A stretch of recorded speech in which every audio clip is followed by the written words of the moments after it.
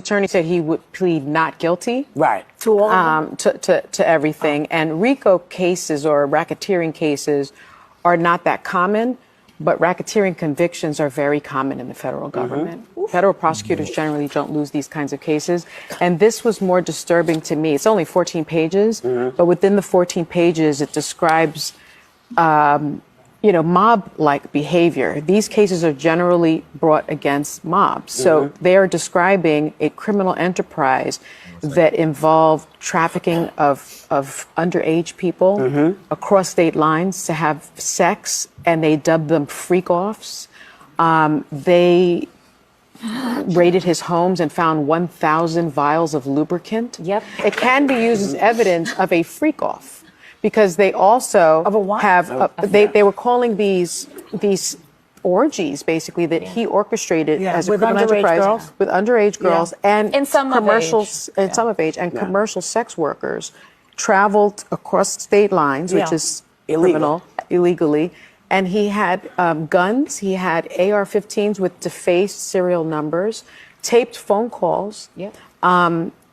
And when you put all of that together, that's, a max of 20 years to life. So the federal indictment for Diddy has been unsealed, and let's talk about what's in it.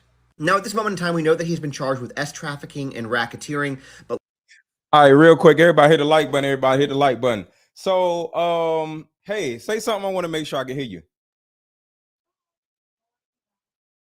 I'm good. Hold on, let me make sure I got it together. All right, where's my volume? Hold on, let me get the volume up. Say something now.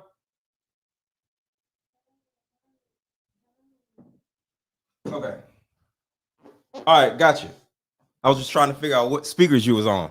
So what is your thoughts on this before we even get started? My thoughts on what part, or like, can you ask me a question? Diddy being denied bail. So that's what we're talking about tonight. I know I'm just coming on here. Diddy just got denied bail, and I want to share. Wait, what the hell?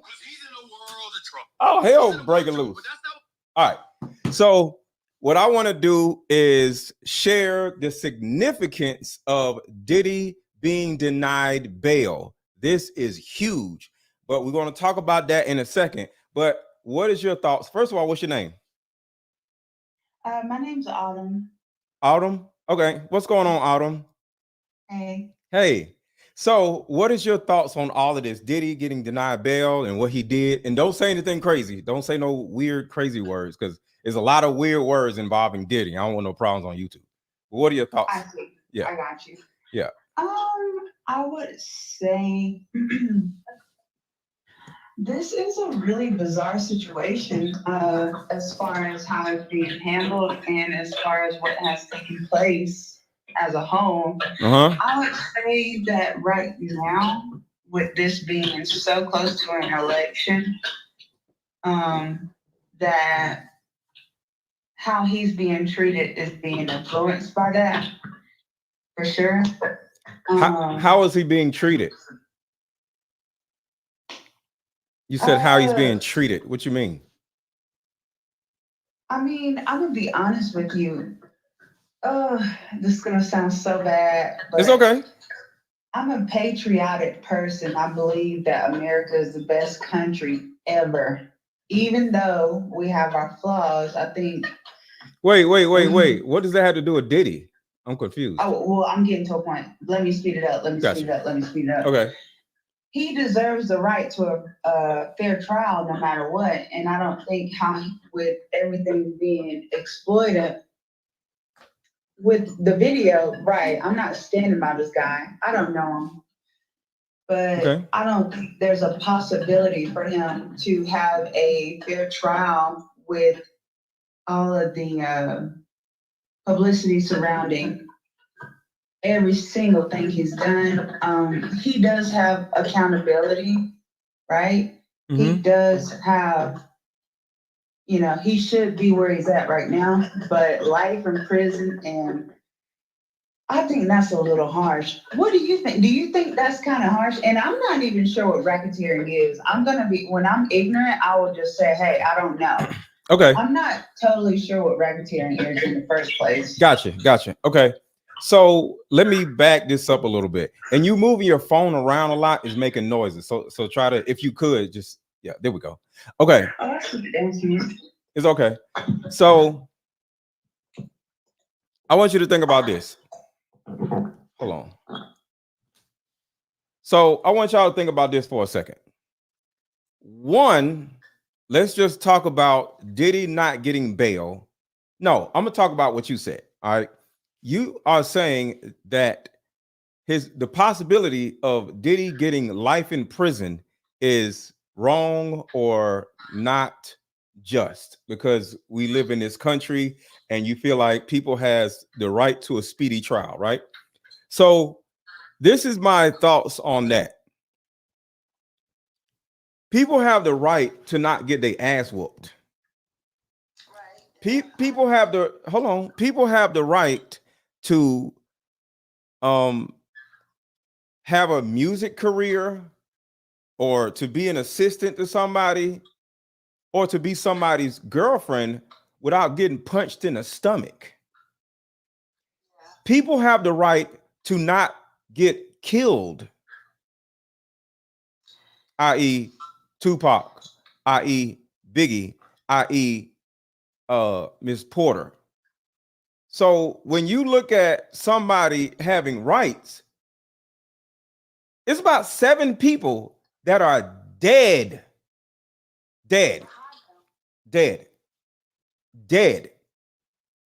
So what rights do they have? Because they dead. Biggie got kids. He died 20 years ago. That man didn't even reach the age of 25 or 26. What about him? All he wanted to do is make some money to feed his daughter. Remember what he said in the song? All I want to do is make some money so I can feed my daughter. The nigga dead.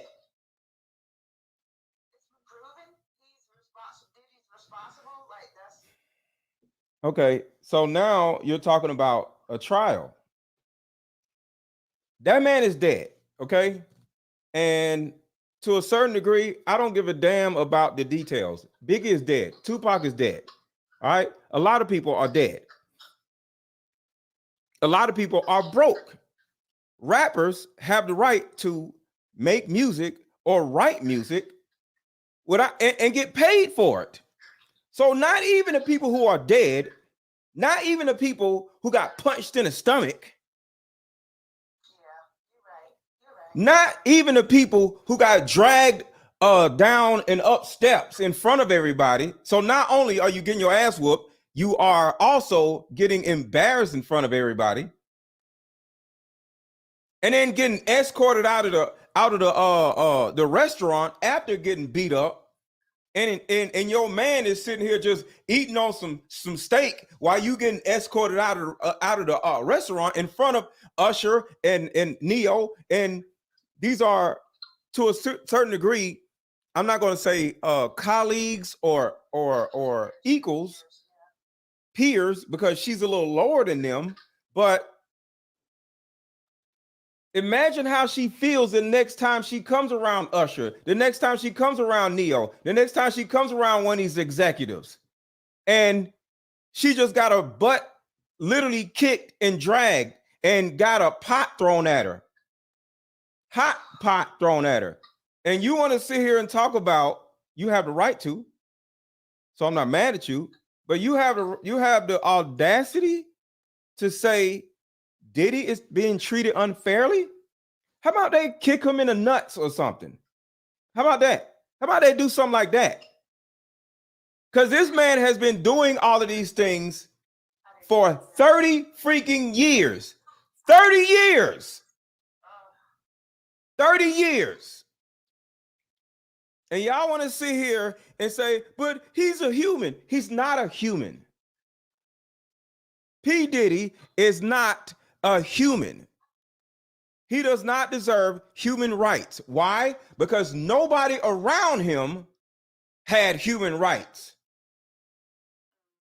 Person after person after person. I've been talking about Diddy for at least a year now. person after person after person, they're either scared to say something because they may get punched in the face, or they may just die, or their parents may die. Hold on, I'm almost done. Because that's the next thing I'm going to talk about. The 30 years of him getting away with this shit. So the next thing is, what if you just want to get away and, like, you know how women don't have fathers? You know how R. Kelly used to get with women and they didn't have fathers and shit? Well, guess what? Dawn Richards had a father. And she called her father. I have 2 daughters. So that really stuck with me. She called her daddy and was like, Daddy, I'm having problems. P. Diddy is fighting me, beating on me, kidnapping me, got me stuck in a car for 3 hours in the middle of the street with no door handles. I can't get out. I don't know what I'm doing. I'm scared. He ain't paid me and I don't know how long. He's literally keeping me up all night and I can't sleep because every time I try to go to sleep, he comes in and knocks up. Hey, what's wrong with you? Get your ass up. Get back in that studio. Write some more. Do this, do that. And on top of that, doesn't feed her. And one of the other people who sued him literally said that if he catches you ordering Uber Eats, you won't get your ass whooped. So this girl is going through all of this stuff and she calls her father. Dad, I'm scared. He comes up there and guess what P. Diddy says? Oh my God, what? Sir, I don't know if you want to do this. You might want to think about your whole family before you say another word. Because I have the ability to delete your entire family, your wife, everybody. And I'll keep your daughter alive so she can keep making records. I had no idea. And then, because it gets worse. And then he leaves because he's looking at her like, I don't know what to do. Oh, on top of that, in the building when he's threatening her father, he has police officers on deck. So police officers like, so what you gonna do? Police. So he can't call the police. See, she knew she couldn't call the police. That's why she called her father, because she can't call the police because the police work for this man. So the reason why this man was able to get away with all this shit, because he has the key to the damn city. He's been the king of New York for at least 20 of the 30 years. Who else is the king of New York other than Diddy? I don't know. So it gets worse than that, but I want to see what, your thoughts are. Go ahead. What are your thoughts after me saying all that? I'm gonna be very honest. I had no idea the extent of things that he's been able to get away with. I don't want to retract my statements, but I feel like this is above me. This is someone that is dangerous. I kind of bought into the persona a little bit, like most of us did. Someone that is just about like making music. You see him with his kids, you might think, oh, he is. But in my mind, nobody with such a big platform could get away with this extent of things in my mind. But obviously, there's things I don't know. Well, the reason why he was able to get away with this, hold on, I gotta switch this again. So I'm taking the microphone out of the phone because it's a lot of background noise. So I gotta come back to you before you say something, or because I'm not gonna hear you. Is that okay? Because there's a lot of background noise. Okay, so the reason why he was able to get away with this. I'm gonna mute my. Oh, you can mute? Okay, cool. Yeah, that'll work. I appreciate it. So now I can put it back in here. All right, so then you could just unmute when you're ready to talk. So The reason why Diddy was able to get away with all this stuff, and everybody watching, make sure to hit the like button, hit the like button, hit the like button. Everybody hit the like button. None of y'all don't hit the like button. I know we just started and I'm all passionate or whatever, but let me slow down a little bit. And can everybody watching please hit the like button? Dr. Michelle says I'm side-eyeing Dawn because she continued to work with him after all of that. Not me. My mental health and peace is worth more than the money and fame. I understand. I understand that because I side-eyed Dawn also because she worked with that man for at least 20 years. What's going on, Donna? Hey, Mr. Let Go. I'm new. Just hit the like. Thank you so much, Donna, and welcome to the channel. So going back to what you said, a lot of people have this persona or see this persona in people, and then you turn around and say, oh my God, they're awesome, just because they're on TV, right? Well, I'm in Atlanta, and there's a side of town where there's a street that I grew up around called Cleveland Avenue. All right. Cleveland Avenue.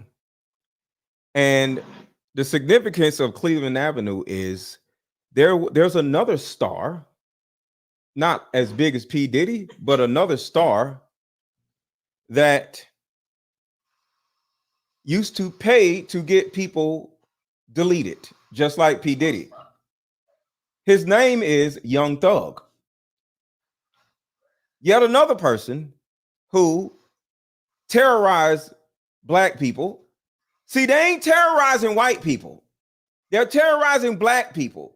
And the thing about it is, because we look up to what black people when they got money, we ignore all the stuff that they do to other black people. And the white people that work with these people, like Lear Cohen and Grange, them other people, guess what? They are okay with whatever they want to do to other black people, to women, because who cares? Let black people do whatever they want to do to black people, right? So the same Lear Cohen that was behind Diddy is the person who literally single-handedly made Young Thug famous. So Lear Cohen was behind Diddy doing all these terrible things to black people for 30 years. And then he finds another evil person, Young Thug, and Young Thug is doing the same thing to black people in Atlanta. And because they got money, because of the opportunities that was presented to them, they can go years without getting caught. Now, Young Thug didn't last as long as P. Diddy did, but he's one of the same people. Young Thug literally, or I don't want to say allegedly, got at least 40 people to 300 people murked in Atlanta. Allegedly. Yes. And do you know, and this is a statistical fact, do you know that when Young Thug got refused bail, just like Diddy, the crime rate in the Cleveland Avenue area dropped? So I'll say this again. Getting denied bail is the best thing that ever happened to Cleveland Avenue in Atlanta. Because Young Thug was literally terrorizing the side of town that I grew up on for at least 10 years. So for me to see that P. Diddy got refused bail, imagine how many women can sleep at night now simply because Diddy got refused bail. Young Thug is never going to see the light of day again. Probably he's going to be like 60 or something. Diddy is never going to see the light of day again. Ever. Simply because they got refused bail. Because the second they get bail, guess what? More people is going to die. More people is going to get threatened. And when they get threatened or when people start showing up dead, guess what? All of a sudden, no more charges because there's no more witnesses. So the best thing that could have happened to P. Diddy and Young Thug is for these pieces of shit to get their bail bonds refused. Keep these niggas in prison for the rest of their goddamn lives.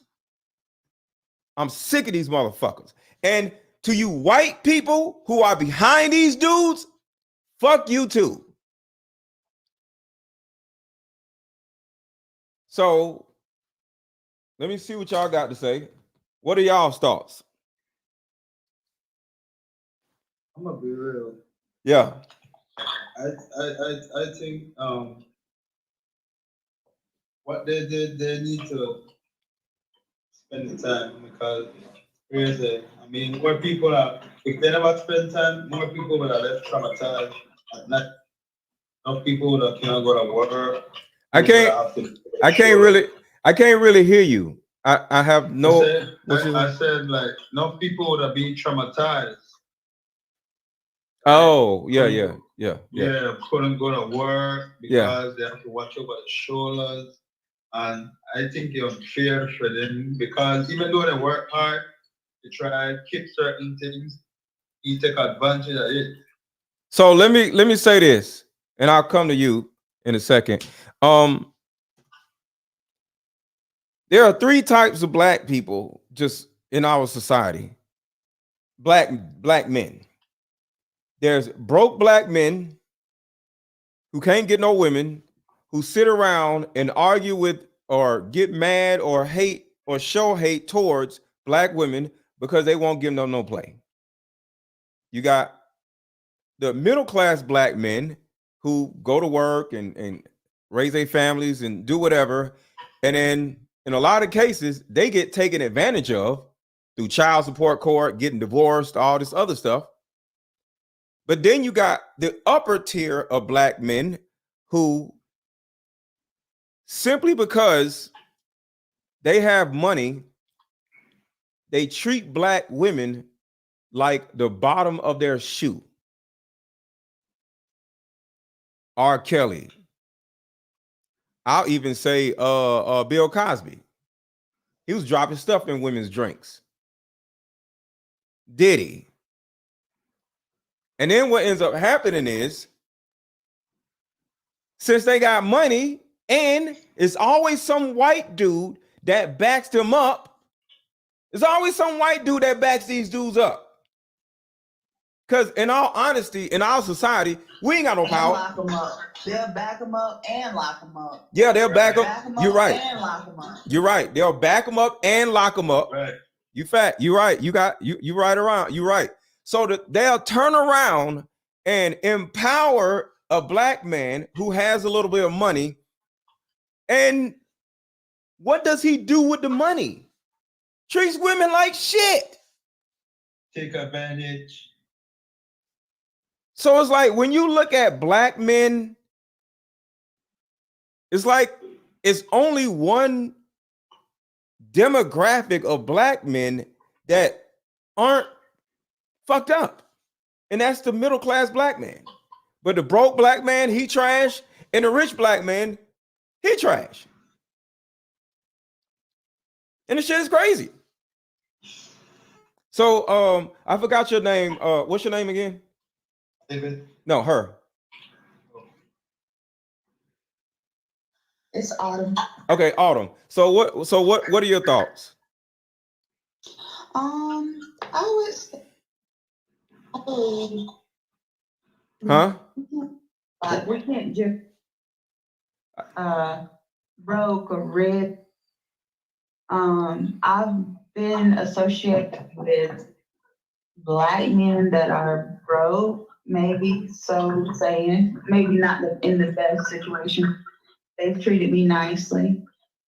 I've been associated with wealthy Black men. They've treated me nicely, and I've seen the other side. So generalizations are crazy, but I will say that it is refreshing to hear you want them to be held accountable. Because a lot of people with your platform, just because it's another Black man, some of them are just like, they want to stand by him and not see any accountability for these people just because it's another Black man. So it's refreshing to see your take on things and for you to have like a holistic, objective view and say, hey, this is wrong. I don't care who he is. I don't care if this is my brother or, like someone that is also the same ethnicity. Wrong is wrong, right is right, and he ain't right. And I'll say this, and I'm just gonna throw out a straight bullet. Fabulous. You trash too. You allegedly knocked Ebony's teeth out 3-4 years ago. You think ain't nobody forgot about that shit. Your ass next, nigga. You need to go down too. Because you did the same shit P. Diddy did. When Emily called her dad, when you fucked her mouth up, he came up there to protect his girl. To protect his little girl. And you threatened to murk him just like Diddy threatened to murk Dawn's dad. Because I'm a father. And when our kids grow up and get around men, whether it's in a relationship, a marriage, or either a work environment, we're going to pull up on whoever is messing with our daughters. But what if the man that our grown daughters are around are rich and they got security guards and all kinds of shit? And dad is up here like, hey, you better not touch my daughter. And their security guards like, or what? We're powerless. So yeah, when it comes to Black men who literally forget that they're Black because they hang around white people too much, or they forget that they're men and they start doing crazy shit to women, you're trash. I don't give a damn about no song. I don't give a damn about no platinum plaque.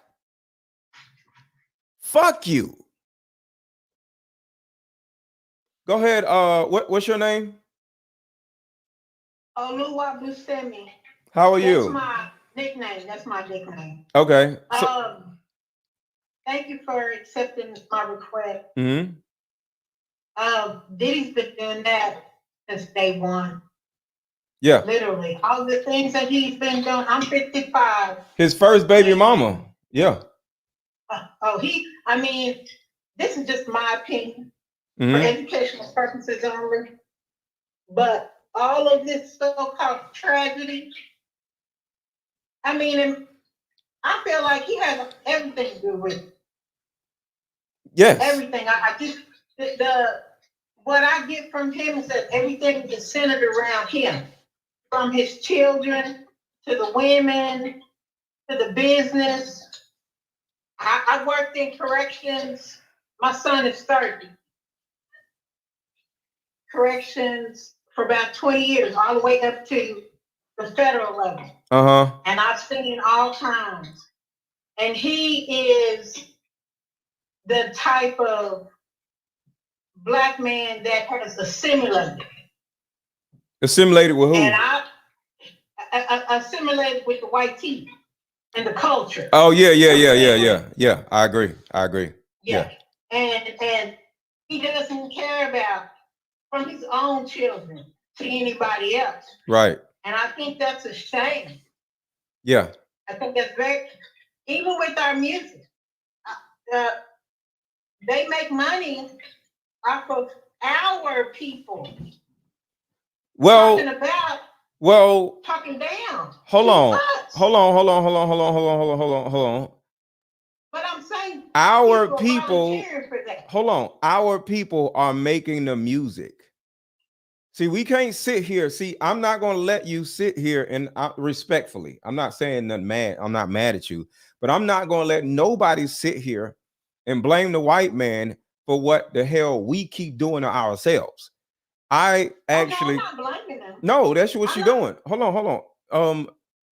Like I said, you are, you may not mean to, but you are, because we are making this bullshit ass music or this beautiful music, and then turn around and ruining our communities off of the music. That's what I was about to say. That's what you didn't let me finish. I know it's your lie. Right here, Mr. Lucy. That's what I was about to say. That's been going on for decades. Our people are making the music. Our people, right? See, the only thing white people are doing when it comes to our music is sending it out to millions of people. Without that, we would just be able to, make music for our community or whatever. But you can't get mad at the amplifier. You got to get mad at the goddamn speaker. You get what I'm saying? Yeah, you're right. I don't agree with either one, because they wouldn't have it so good if our people didn't put the talent out there. Right. That's what I'm saying. And we that's what I was trying to explain. We have allowed ourselves, due to, for whatever reason, to be taken advantage of. We're not being taken advantage of. No, there we go again. We're not victims, ma'am. We're idiots. We're allowing ourselves to be victims. That's what I'm saying. We're not victims. How are we victims? Can I add something? Hold on. Okay. P. Diddy ain't no goddamn victim. Like, we need to stop this shit. Every time somebody does something crazy, no, none of us are victims. None of us are. None of us are victims. None of us. Not as black men. Women, yeah, you can say women are victims. None of us black men are victims. Huh? But the children. What the children listening to this music? I said black men are not victims. I said black men are not victims. Now you want to talk about children. What the hell children got to do with this? I said black men are not victims. I worked in juvenile corrections. Okay. A long time. And the most, as far as racial makeup, it's mostly percentage wise, it's mostly our people. Okay, but now you got Hispanic. Hold on. You got white. Hold on. So now I gotta add something else to this, because you just opened up Pandora's door. Okay, Pandora's box. So just understand, you opened up this box. Okay, I'm about to turn on you because you just opened up Pandora's box. So the reason why we actually are so screwed up, and it's all systematically, but it's our dumb asses doing it still. Us. It's because don't nobody have no daddy. Oh, I agree. So women actually started not having fatherless babies. These kids won't be in your detention center. I didn't have one, but guess what? My parents were married. Okay. My parents were married. My father was middle class. Okay. My father divorced my mother for whatever reason, and then after that had another family, and forgot he had a daughter. He wasn't married to my mother anymore. Yeah. But my dad was the best friend sliced bread. I'm sorry you had to go through that. Well, yeah. You know what? I give all thanks the Most High, Yahuwah and Yahushua HaMashiach. I'm grateful either way. I don't hate. But what I am saying is, irregardless, I have seen a high number of our children, even regardless, Yeah. locked up. Hold on. I don't want to get too far off the subject. So, I want to play this video. Y'all should be able to hear it from here. I want to play this video because y'all have brought me in an area where I'm glad y'all did. So thank y'all for that. Everybody hit the like button. Everybody hit the like button. Everybody watching, hit the like button because the likes are down. Everybody hit the like button. So actually, let's play this commercial and then we're going to play this actual video because everything y'all said, I'm going to break it down all the way down to the white meat to show y'all exactly what's going on. All right, so I'm going to play this commercial and we'll get right back to it. How about we meet up at a coffee shop and play this fun dating card game? We'll have fun and see if we're compatible all at the same time. Ooh, what's the name of the game? It's called Deeper Discussions. I'm down.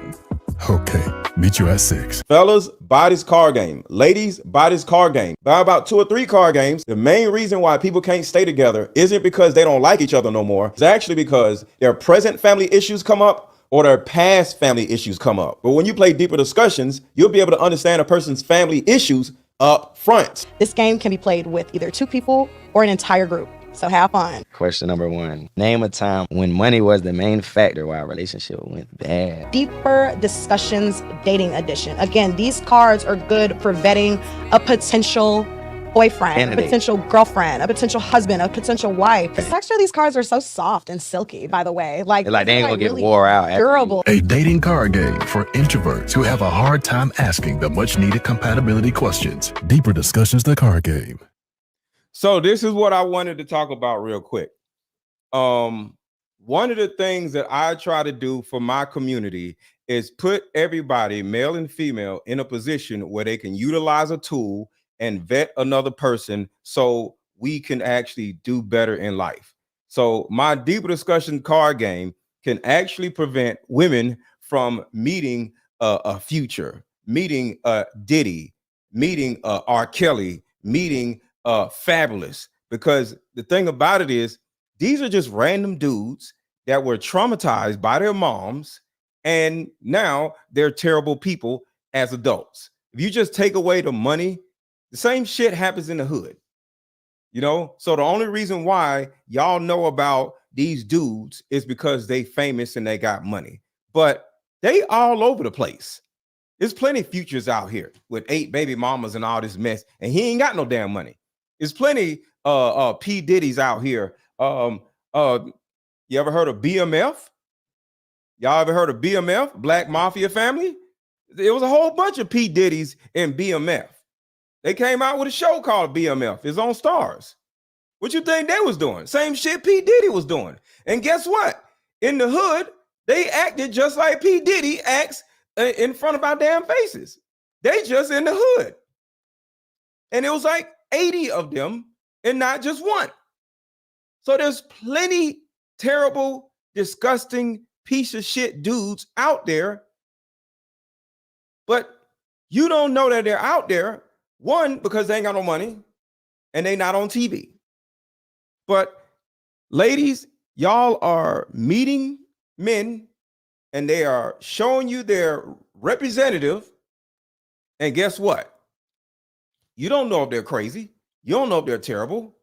But one thing you can do is simply play my Deeper Discussions card game with any man that you're dating or that wants to date you and find out about his pathology. Find out about his upbringing. Find out his relationship with his mother. Because a lot of these dudes have incestual relationships with their mother. And because they have this incestual relationship with their mother, they don't think highly of any other woman other than their mother. That's what's going on with P. Diddy. That's what's going on with R. Kelly. R. Kelly and the P. Diddy are the same goddamn people. They both have the same incestual relationship with their mom. And guess what? Because they hold their mom as a queen of the world and they always wanted to have sex with her, they don't care about no other woman. That's how Kim Porter ain't here no more. Because he didn't give a shit about Kim Porter. His mom didn't give a shit about Kim Porter. I got footage of his mom saying to B. Diddy, I don't like her. But all of that comes from understanding a man's pathology by asking the right questions. So hit the link under this video. Hit the link. The link is in the chat also. And buy my Diva Discussions card game. Fellas, you got a sister, you got a cousin, make sure to get this card game for them so they can vet men properly. But guess what? This also works for men also. There's a lot of crazy ass women out here. You want to end up like Tyrese or any one of these other dudes? Shit on, got you looking crazy, paying all this damn child support, going to jail and shit? Hit the link and buy my Diva Discussions card game, whether you're a man or whether you're a woman. So I want to play this video. Hopefully y'all can hear it over here. And y'all are going to understand what is going on in our Black community. And we're going to go on and talk about everything else too. So everybody hit the like button. Everybody hit the like button. Everybody hit the like button. Mr. Lucian Grange, the reason why Abel Tesfaye, aka The Weeknd, is in the position of which he is. Which, let me say, this is for educational purposes only. But what if I told you there's a very dark history behind Lucian? That even Lucian himself has. So this man is talking about an executive named Lucian Grange. Remember I said it's white folks behind P. Diddy and them? Behind Drake? You know, Drake's likes young girls too. So it's always a white man behind these freaking dudes that actually put them in a position where they can do negative or terrible or disgusting things to our own women. Hold on, let me show y'all something about what happened with Drake, and then I'm gonna get back to it. Listen to this bullshit. I played basketball, right? So listen to this right here. Drake thing. I played basketball, right? He said the Drake thing. So he really was a fan of supported one of my teammates at the time. And this is when you're in high school? Yeah, in high school. And this is when you're in high school? Yeah, in high school. So he was a fan of women's basketball, high school basketball. I was her teammate, so he followed me because of her.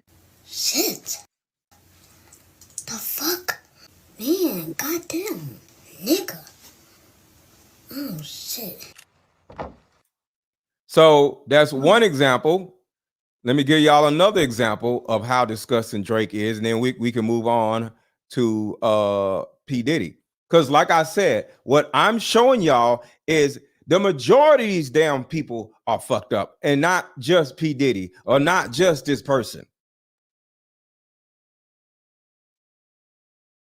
I'll forget it. I don't know what the damn video is at, but we'll just keep going. So just giving y'all some background on who this actual person, Lucian Grange, is.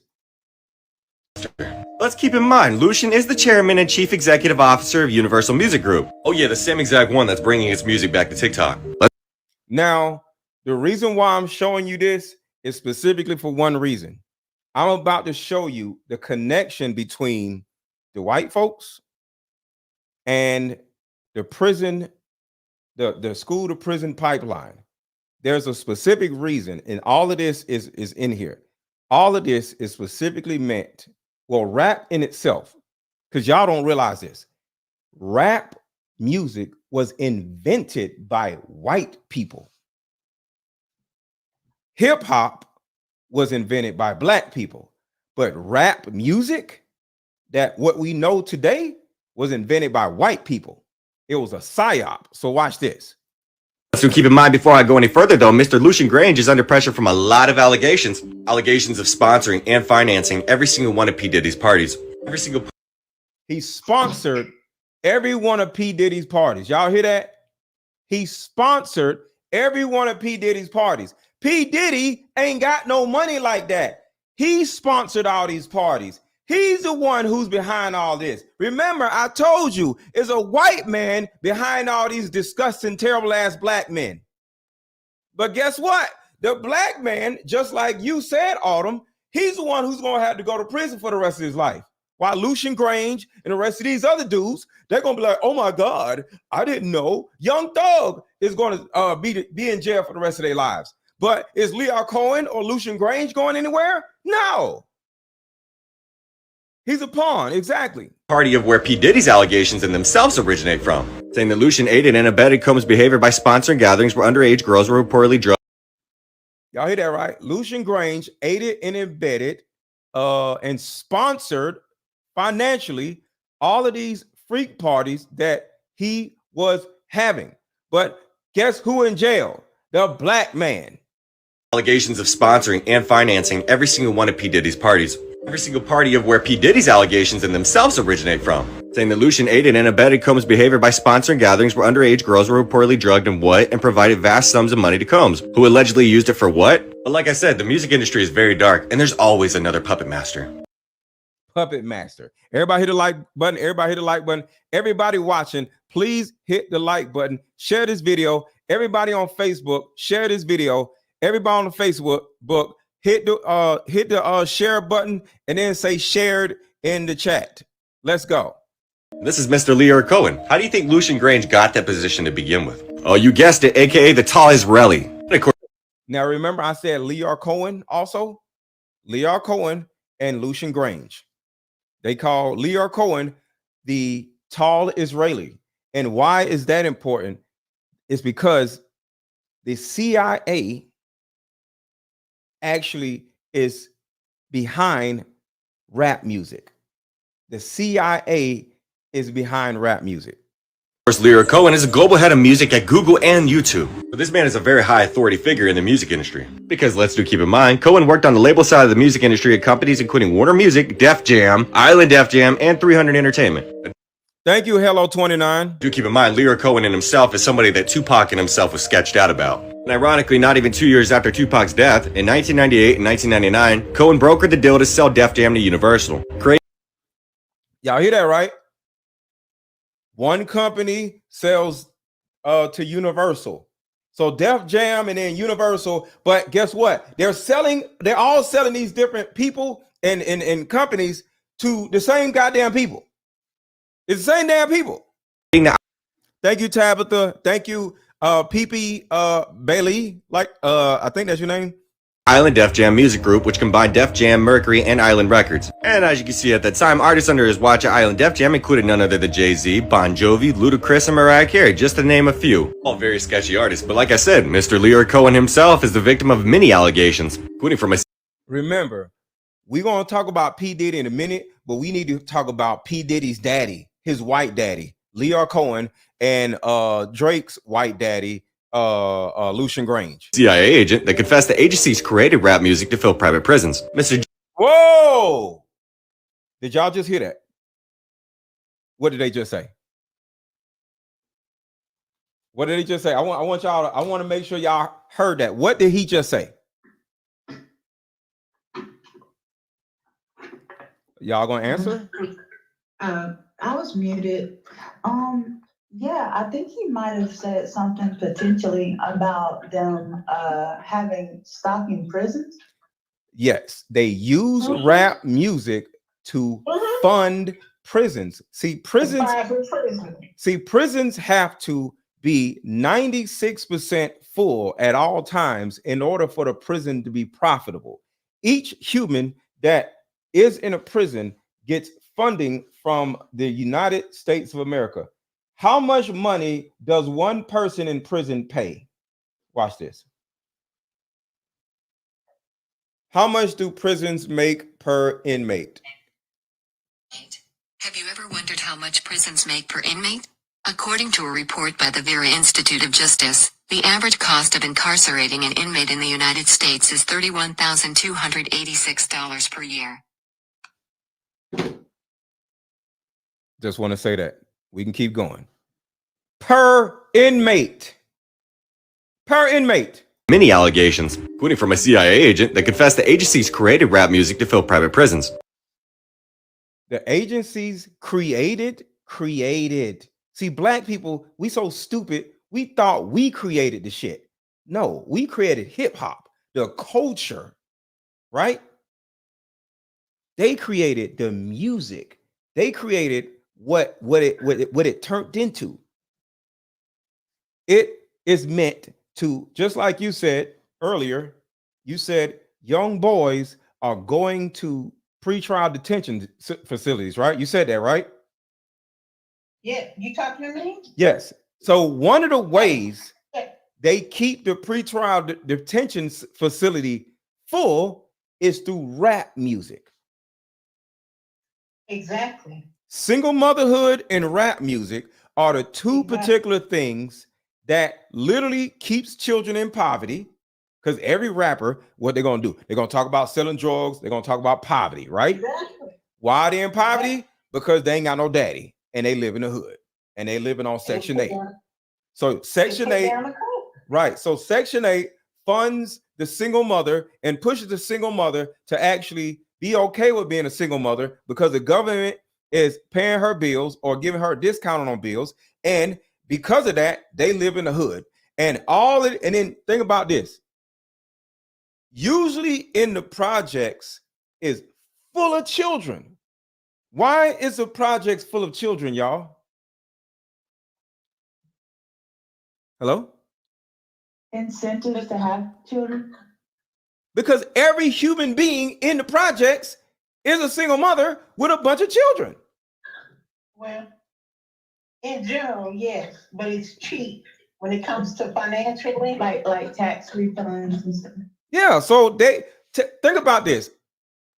It used to be women who would get $10,000 back on their taxes because they got 2 kids. Ain't nobody else getting no 10,000. What was that? The child. What is the tax? What is the thing?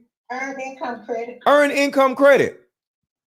Hood rats are getting $10,000 for having a goddamn baby.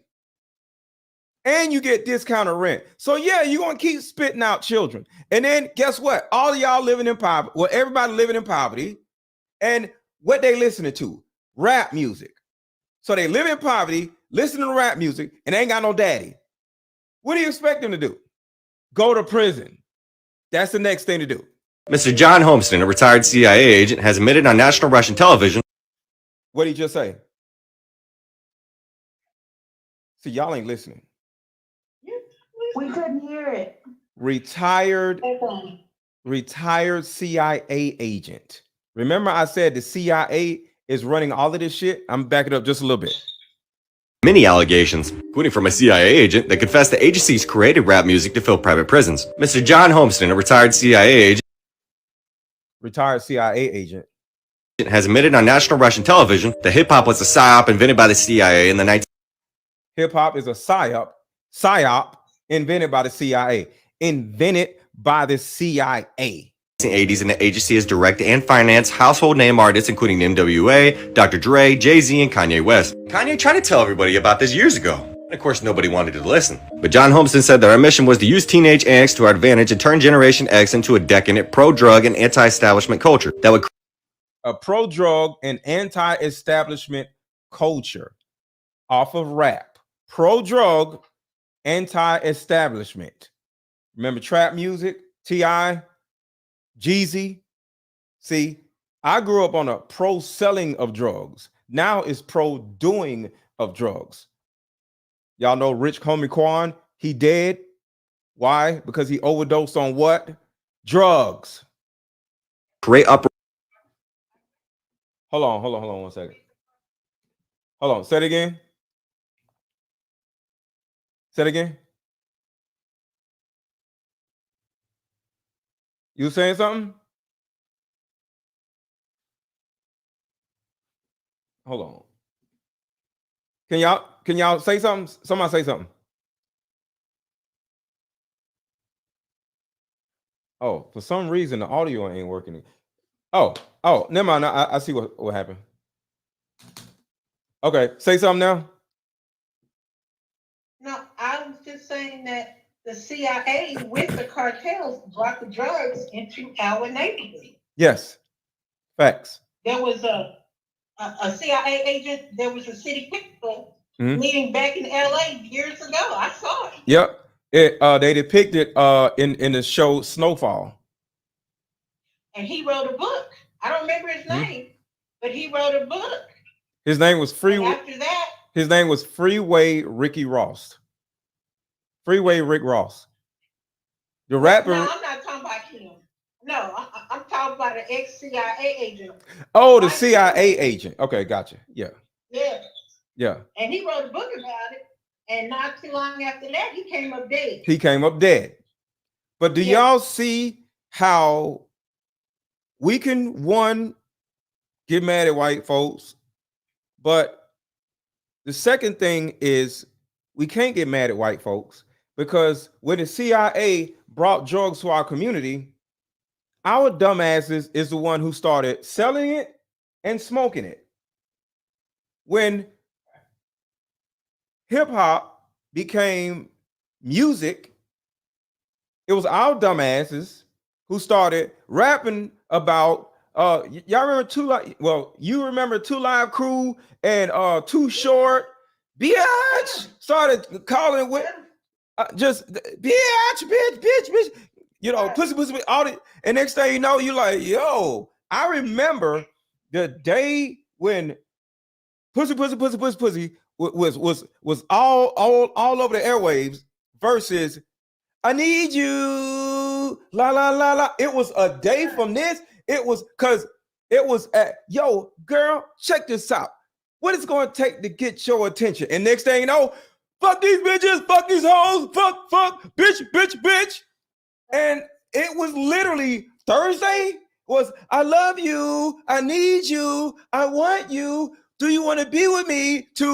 And then Thursday, fuck these bitches, fuck these hoes, booty, pussy. It literally was like that.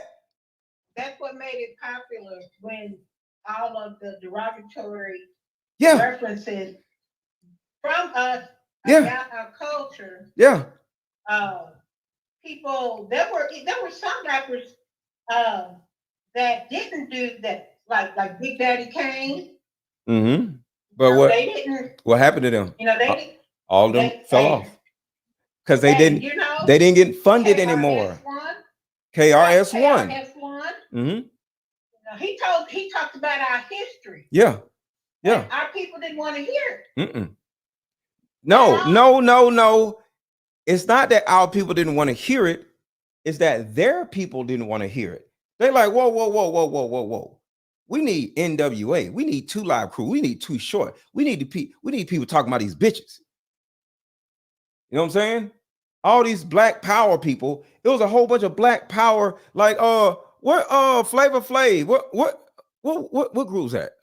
Public Enemy. Fight the Power. It was dope ass groups back then. But guess what? They fell off because they stopped X-Clan. Shout out to X-Clan. Yes. So it was a bunch of people out there that were doing positive music, but they didn't get no money. And if you ain't got no money, you're not going to get on the airwaves and you're not going to make it to the radio. And at some point, you're going to be like, man, I got to get a job. And it was over. But like I said, we are the ones that listen to that bullshit. We're the ones who sold the crack. We're the ones that smoked the crack. So we can't get mad at nobody else. Hey, Autumn, it's about to drop me off in 21 seconds. I'm going to come right back on. You will come back up? Okay. So I'm going to drop off and come right back on because the timer is going out. So everybody else, go to Mr. Let Go on YouTube or either stay on here. I'm going to come back up. All right, so let's go back. Risings and further division within society, saying that the CIA even infiltrated mainstream radio to promote their music and reach millions of people every day. He also says when it comes to engineering culture, no one touches Leroy Cohen. Homestead admitted Leroy Cohen, also known as the tall Israeli who runs hip-hop, used specific artists like these, I'm sure everybody knows who all of these people are, to gain specific influence in society. See, like it says here, Cohen ended up promoting rappers such as Jay-Z and Kanye West, and more recently brought Migos and Young Thug to prominence. Well, obviously Kanye knew what he was talking about. But see, Kanye himself, alongside John Hobson, stated that the elites have been slowly working on eroding social norms for decades, and forcing famous black men to normalize the sight of men in dresses was a part of the agenda. And here's the... Y'all hear that right? Y'all hear that right? Black men in dresses became normal. I don't want this to go too far over y'all heads. Let me back it up a little bit, because this is so freaking important. Name artists including NWA, Dr. Dre, Jay-Z, and Kanye West. Kanye tried to tell everybody about this years ago. And of course, nobody wanted to listen. But John Holmeston said that our mission was to use teenage angst to our advantage and turn Generation X into a decadent, pro-drug, and anti-establishment culture that would create uprisings and further division within society, saying that the CIA even infiltrated mainstream radio to promote their music and reach millions of people every day. He also says when it comes to engineering culture, no one touches Lee or Cohen. Holmeston admitted Lee... No one touches Lee R. Cohen. That's why I keep naming him. I don't give a damn he's on YouTube. He can kiss my ass. Cohen, also known as the tall Israeli who runs hip-hop, used specific artists like these, I'm sure everybody knows who all of these people are, to gain specific influence in society. See, like it says here, Cohen ended up promoting rappers such as Jay-Z and Kanye West, and more recently brought Migos and Young Thug to prominence. Well, obviously Kanye knew what he was talking about. But see, Kanye... And you see they said Young Thug? What I say about Young Thug? Remember I called him a demon? Young Thug is a whole demon. Glad that nigga in jail. Kanye himself, alongside John Hobson, stated that the elites have been slowly working on eroding social norms for decades. Y'all hear that right? This is what I'm talking about right here, y'all. They've been eroding social norms. They've been eroding social norms for decades. Forcing famous black men to normalize the sight of men in dresses was a part of the agenda. And here's the thing, right? A music industry executive who was present at the first meeting between the CIA and music industry executives has written a confessional letter detailing exactly what went down on that fateful day, in a specific video that is no longer available online. Yeah, I'm sure that's not sketchy in itself, right? Or the fact that John Holmeston said that the CIA worked in tandem with music industry elite to create a funnel in which young people would be indoctrinated with brainwashing gangster rap music and then delivered to the highly profitable private prison system. In order to create this funnel, the CIA introduced music industry owners to the private prison industry. See, that's where Time Warner comes in, because let's keep in mind, like I stated at the beginning of this video, Lee R. Cohen himself was a very high authority figure at Time Warner. And as you can see, some of the biggest names in the music industry are in cahoots with private prison owners. And as you can see in 2021, Core Civic, formerly known as Corrections Corporation of America, the biggest name in the private prisons industry, contacted 48 states offering to buy their prisons. See, there was one... Y'all hear this right? I'm just making sure he's not going too fast for y'all. Has written a confessional letter detailing exactly what went down on that fateful day, in a specific video that is no longer available online. Yeah, I'm sure that's not sketchy in itself, right? Or the fact that John Holmeston said that the CIA worked in tandem with music industry elite. The CIA worked in tandem with the music elites to do what? Put niggas in prison. This is what I'm talking about. Hit the like button, y'all. Hit the like button. We got 100 new people just came in. Please, everybody who just came in, if you could take a second to hit the like button. So let's have a quick commercial break. And I need everybody who has not hit the like button, hit the like button. All right, if y'all could. Can y'all do that for me? Quick commercial break, and we'll come right back, because this is getting good. Solution that will help every woman. I just came up with a solution that will help every woman watching, regardless of age, regardless of background. Virtually all of us have somewhat the same issues with the opposite sex. But what if I told you the opposite sex isn't the reason why you're having all these problems? It may be the same sex. What am I talking about? And I'm talking to the ladies in particular. Your mother. See, in my 7 years of coaching women, remember I talked about Diddy's mom? Remember I talked about R. Kelly's mother? Number one thing that I hear in my coaching sessions is her issue or tumultuous relationship with her mother. So what I've done is come out with a card game that will actually help mothers and daughters come back together. See, we can't expect women to just go out in the world and have these great, amazing relationships with men when she didn't have a great relationship with the person that birthed her. We have to get to the source of a woman's pain, her inadequacies, her insecurities, and heal that little girl inside of her before she goes out in the world as a woman. I call Like Mother, Like Daughter therapy in a box. It's 50 questions for the daughter to ask the mother, questions that you always wanted to ask. And it's also 50 questions for the mother to ask the daughter. All right, so let's get back to it. Hopefully the lights are back up. All right, so let's keep going. Funnel, in which young people would be indoctrinated with brainwashing gangster rap music and then delivered to the highly profitable private prison system. In order to create this funnel, the CIA introduced music industry owners to the private prison industry. See, that's where Time Warner comes in. So they sat down music execs with prison owners and they said, hey, let's work together.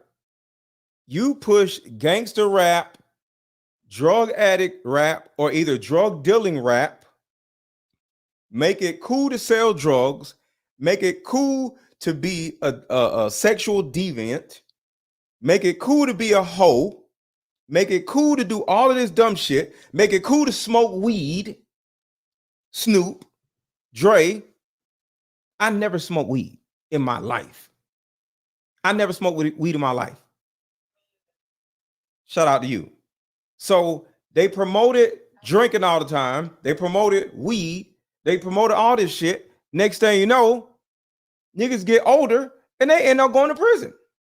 Because let's keep in mind, like I stated at the beginning of this video, Leroy Cohen himself was a very high authority figure at Time Warner. And as you can see, some of the biggest names in the music industry are in cahoots with private prison owners. And as you can see in 2021, Core Civic, formerly known as Corrections Corporation of America. Corrections Corporation of America. What did they do? The biggest name in the private prisons industry contacted 48 states offering to buy their prisons. See, there was one particular requirement of eligibility for the deal, saying that an assurance by the agency partner that the agency has sufficient inmate population to maintain 95%. They have to remain full for them to get their funding from the government. So how do you keep a prison full? You promote single motherhood, you promote drug dealing or drug use, and you promote them to be against police. So when the police do pull up on them, they start acting a fool. That'll give the police an excuse to lock them up. And you lock them up. Listen. a 90% occupancy rate over the term of the contract. And here's the sketchy part that this article paints very well, right? In the year 2012, a mere 232 media executives in the US were responsible for controlling all avenues necessary to manufacture any celebrity and spark any trend. And of course, Time Warner, as the owner of Warner Brothers Records, can not only sign an artist, but since they are also the owners of Entertainment Weekly, they can also put an artist on the cover of magazines by next week. So think about this. When you're the owner of Time Warner, you own the music business, you own the media business, and you're working with the prisons. So it's like literally everywhere you go, everything you see is all ran by the same people. The news is ran by two companies, BlackRock and Vanguard. Every news agency says the same shit. We just don't know that they say the same shit because none of us live in the same cities. But if you were to look at your own news and go to North Carolina and just spend a week looking at their news, look at that news every morning, go to Minnesota and look at their news every morning, you'll be like, yo, they all are working out the same script. Because Vanguard and BlackRock, they all own the same companies. See, there was one particular requirement of eligibility for the deal, saying that an assurance by the agency partner that the agency has sufficient inmate population to maintain a 90% occupancy rate over the term of the contract. And here's the sketchy part that this article paints very well, right? In the year 2012, a mere 232 media executives in the US were responsible for controlling all avenues necessary to manufacture any celebrity and spark any trend. And of course, so that means every celebrity that you see on TV, any celebrity you see on TV, they are controlled by these 212 people. Let me make sure he said 212. I'm not backing up too far. 32 media executives in 232 media executives. 232 media executives all are working together. US were responsible for controlling all avenues necessary to manufacture any celebrity and spark any trend. And of course, Time Warner, as the owner of Warner Brothers Records, can not only sign an artist, but since they are also the owners of Entertainment Weekly, they can put them on the magazine. Also put an artist on the cover of magazines by next week. Like it says right here, you think you choose what you listen to, but do you really? Here's the most important part that this article paints very well. BET and MTV are owned by Viacom. When ownerships of these mass BET and MTV are owned by Viacom. Media conglomerates is cross-checked with the biggest names in private prison ownership. The largest owner, of course, Civic, like I just named, formerly Corrections Corporation of America, is none other than Now you're talking about the prisons. Vanguard Group Incorporated. So Vanguard, remember I said Vanguard and BlackRock own what? Do you remember, Autumn? Oh, shit. Hold on. Say something. The celebrities. Okay, no, right? no. Vanguard And the majority of the media companies. Yeah, Vanguard and BlackRock own every news agency. So every time you look at the Channel 7 news, Channel 5 news is Vanguard and BlackRock, right? But now he's saying the same companies own the prisons. I'm just learning this. I ain't hear this part. You making me feel better that you're learning this just now too, because I didn't know that. Well, yeah, the thing about it is that's what I'm here to help. I want people to open their eyes. So Vanguard and BlackRock owns the prison system. They own the education system. They make the curriculum.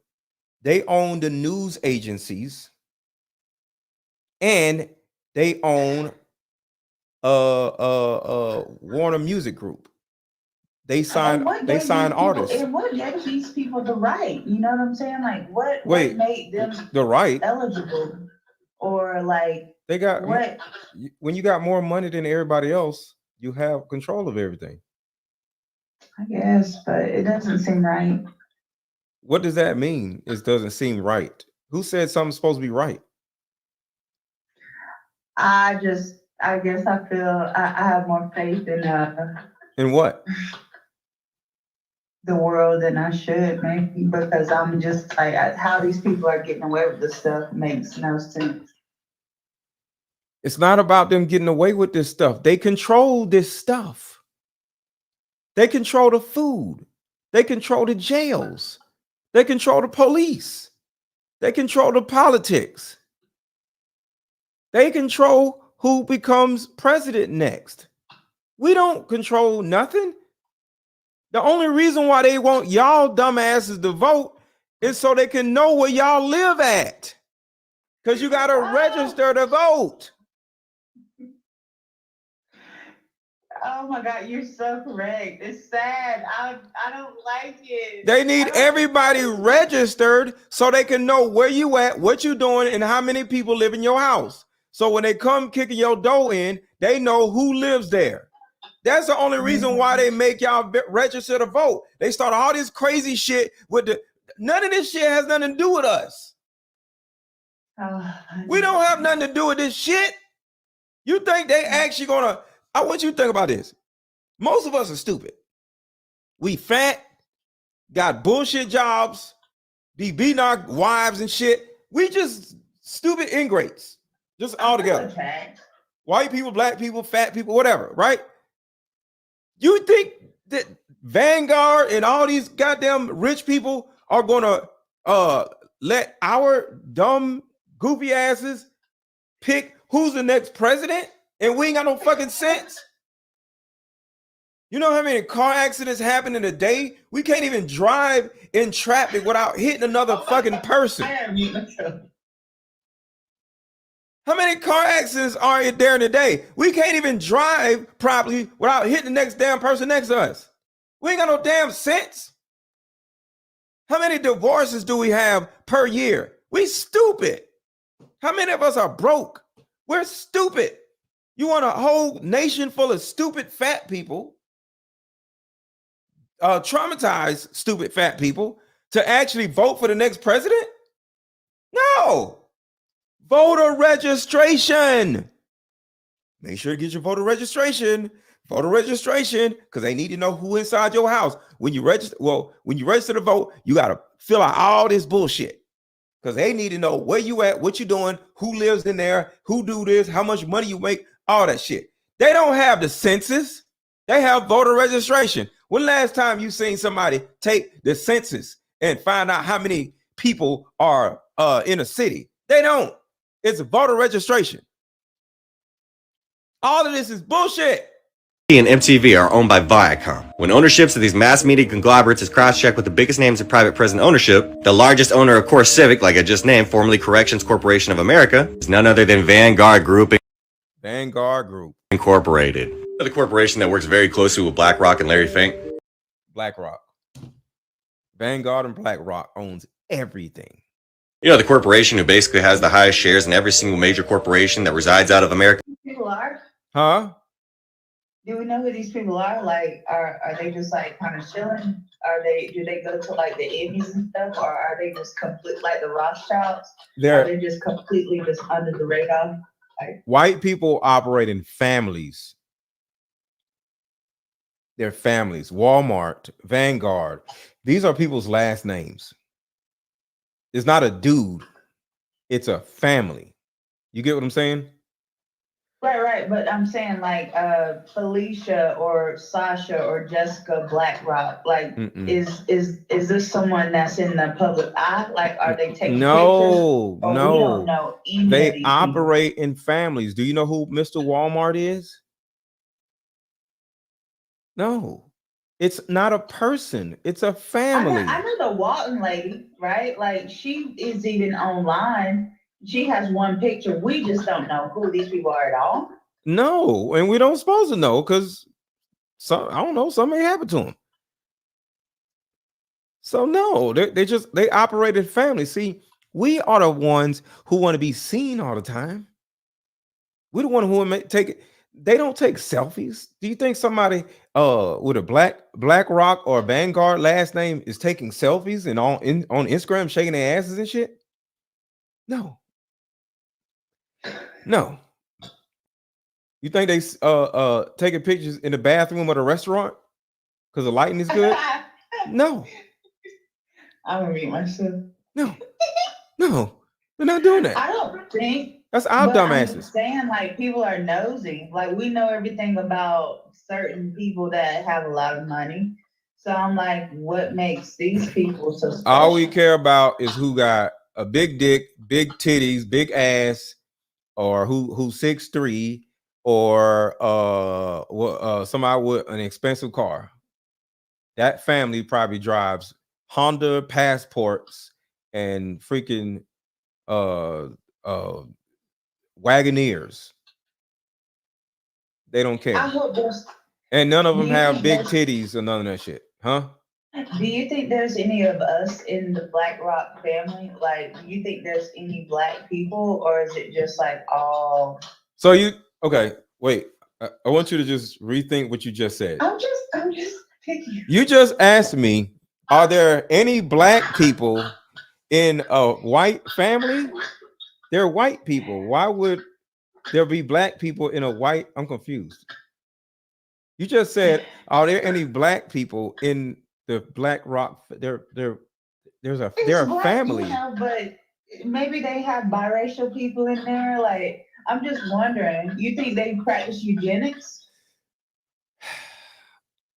I don't know, but I'm sure there's no black people in a white family. So I don't know. But do you think just because the name is BlackRock, you think it's some black people in it because it's Black Rock and not White Rock? I think White Rock would have been too obvious. Maybe White Rock would have been too obvious. Maybe White Rock would have been too obvious. They would have been found out faster. Exactly. All right, so let's keep going. Everybody hit the like button. Everybody hit the like button. Everybody hit the like button. That one. Vanguard is the #1 shareholder in both Viacom and Time Warner. Vanguard is also the largest holder in the GEO Group, the second largest owner of private prisons in the They're the largest shareholder of every company in the world that is big. entire USA. See, an entire USA. And private prisons, I did hear that. They're the largest shareholder of every huge company in the United States of America. It says here the people who own the media and are responsible for putting gangster rap at the center of youth culture are the very same people who own private prisons. So I'm just saying. So while we sitting around on social media talking shit about modern women, or y'all talking shit about black men, they up here running the goddamn world, the prisons, TV, YouTube. Leo Cohen is an executive of YouTube. So our dumbass is on YouTube arguing with black women and black men all day, while Leo Cohen is controlling all this shit. Leo Cohen is over at YouTube. He left the music world because he gave it to Lucian Grange. So Lucian Grange of Universal Music Group runs the entire music world. Leo Cohen came over and started running YouTube and got us over here arguing about modern women all goddamn day. you tell me why this deal is a problem. You tell me why major artists really don't like Drake, because I'm pretty sure it's obvious at this point. Drake is what you would call a sellout, and Kendrick truly knows how the industry runs. But you keep allowing yourself to be consumed by those frequencies. Do y'all remember like 3 years ago when Crazy Bone? Uh-oh, here we go. Here we go. This is about to get deeper. Here we go. Put a 1 in the chat if y'all are ready to go deeper. Pause. Put a 1 in the chat if y'all are ready to go deeper. Pause. I'm ready. You ready? Come on, y'all. Put a 1 in the chat if y'all ready to go deeper. Because this is about to get crazy now.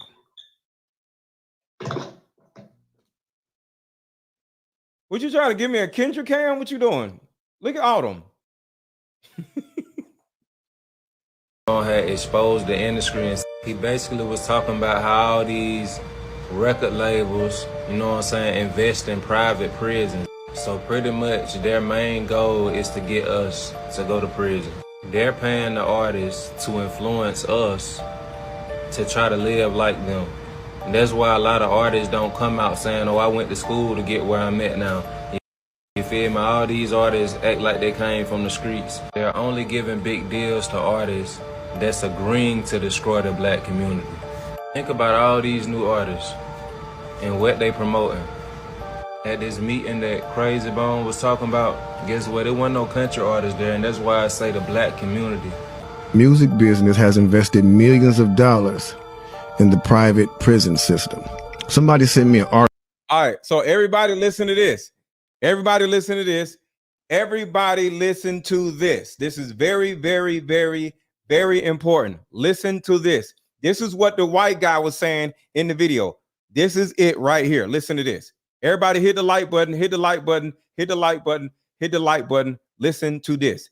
And of course, all of this has everything to do with P. Diddy. Let's go. Article, like, I think it was like 6 or 7 years ago. Right. But it's actually a letter that was written by somebody that was a decision maker at a major label. You know, he was invited to a very special meeting about the future of hip hop back in 1991. And the title of the letter is The Secret Meeting That Changed Rap Music and Destroyed a Generation.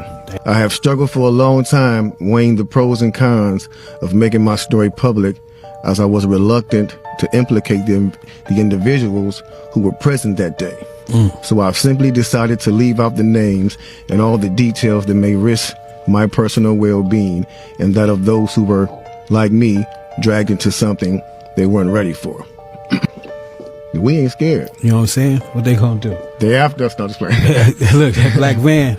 So I was invited to attend a closed-door meeting with a small group of business insiders to discuss rap music's new direction. Little did I know we would be asked to participate in one of the most unethical and destructive business practices ever seen. Hit the like button, hit the like button, hit the like button, hit the like button. The meeting was held at a private residence on the outskirts of Los Angeles. I remember about 25 to 30 people were there, most of them familiar faces. Among the attendees was a small group of unfamiliar faces who stayed to themselves and made no attempt to socialize beyond their circle. Based on their behavior and formal appearances, they didn't seem to be from our industry.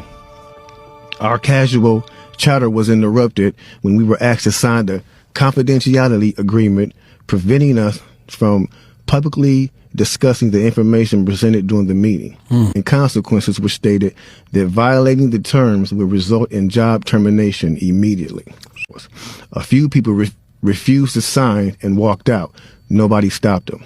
The subject quickly changed as the speaker went on to tell us that the respective companies we represented had invested in a very profitable industry, which could become even more rewarding with our active involvement. Damn. He explained that all right, here comes the kicker, y'all.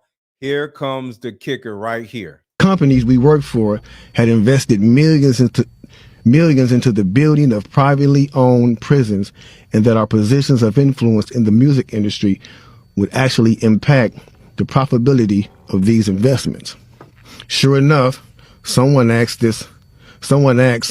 what these prisons were and what any of this had to do with music. What this got to do with music? We were told that these prisons were built by privately owned companies who receive funding from the government based on the number of inmates. The more inmates, the more the government would pay these prisons. It was also made clear to us that since these prisons are privately owned, as they become publicly traded, we'd be able to buy shares. My industry colleague who had first opened the meeting took the floor again and answered our questions. He told us that since our employees had become silent investors in this prison business, it was now in their interest to make sure that these prisons remain filled. Our job would be to help make this happen by making music which promote criminal behavior. That's it. That's it. Push music. So when it comes to the positive rappers, they out.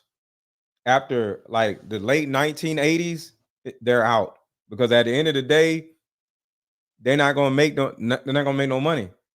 We gotta get young boys into prisons, huh?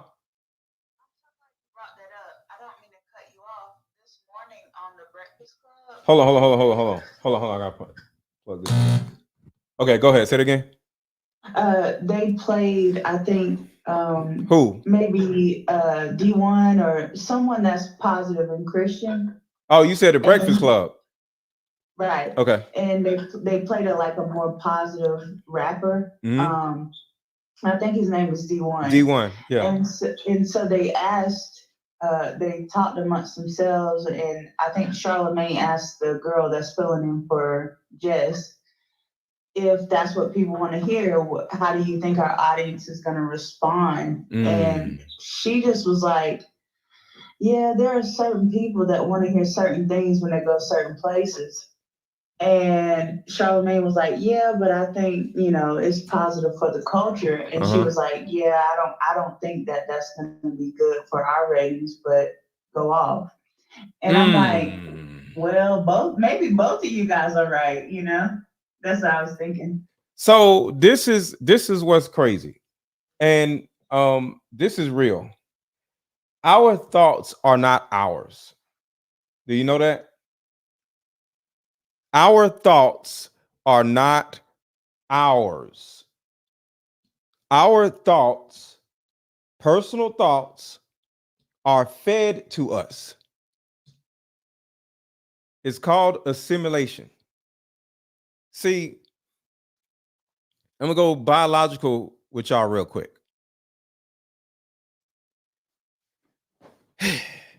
There's something called oxytocin that runs through every human's body, every animal's body, right?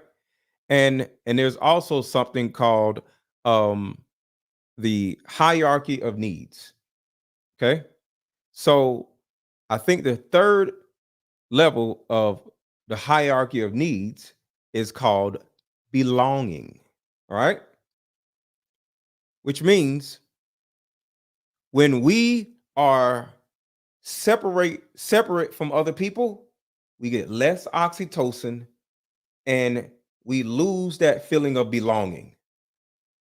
But when we get close to other people, when we have a tribe, a group of people who we all think the same, we get oxytocin. And oxytocin is a good thing. It's a love hormone. And we get fulfilled by that third level of hierarchy of needs, which is belonging. So now you feel like I'm a part of something, and it makes you feel good and it makes you feel safe, right? You follow me, right? So this is what's crazy. Assimilation psychologically makes it where they'll spend millions of dollars to push a song like Sexy Red or something, right? And the song is trash. But since they spend so much money on advertising and you keep hearing it, 1 person, 2 people, 3 people, 300 people, 3,000 people, 3 million people slowly start dancing to it because they like it out of nowhere. But it's not that they like it, it's because it's being fed to them. And the DJ keeps playing it. And since the DJ at the record company is make more money than us or more popular than us because they're the DJ, they're like, yo, it's a new Sexy Red. You're like, yo, I hate this song. But at some point, next thing you know, they get fake. You ever heard somebody call into a radio station? Hey, I want to request this song. You ever heard that? So they'll have fake people call into a radio station and request the Sexy Red. Hey, I want to get in that new Sexy. You're like, why the hell is Sexy Red? This shit is trash. But then, hey, Sexy Red, Sexy Red, Sexy Red. Sexy. Next thing you know, you're like, damn. Everybody else seems to like Sexy Red. Why don't I like it? And that need to feel like you belong to another group, you slowly start to assimilate with the Sexy Red fans, even though they're fake. And all of a sudden, you like the damn Sexy Red song, and now you're a fan of Sexy Red.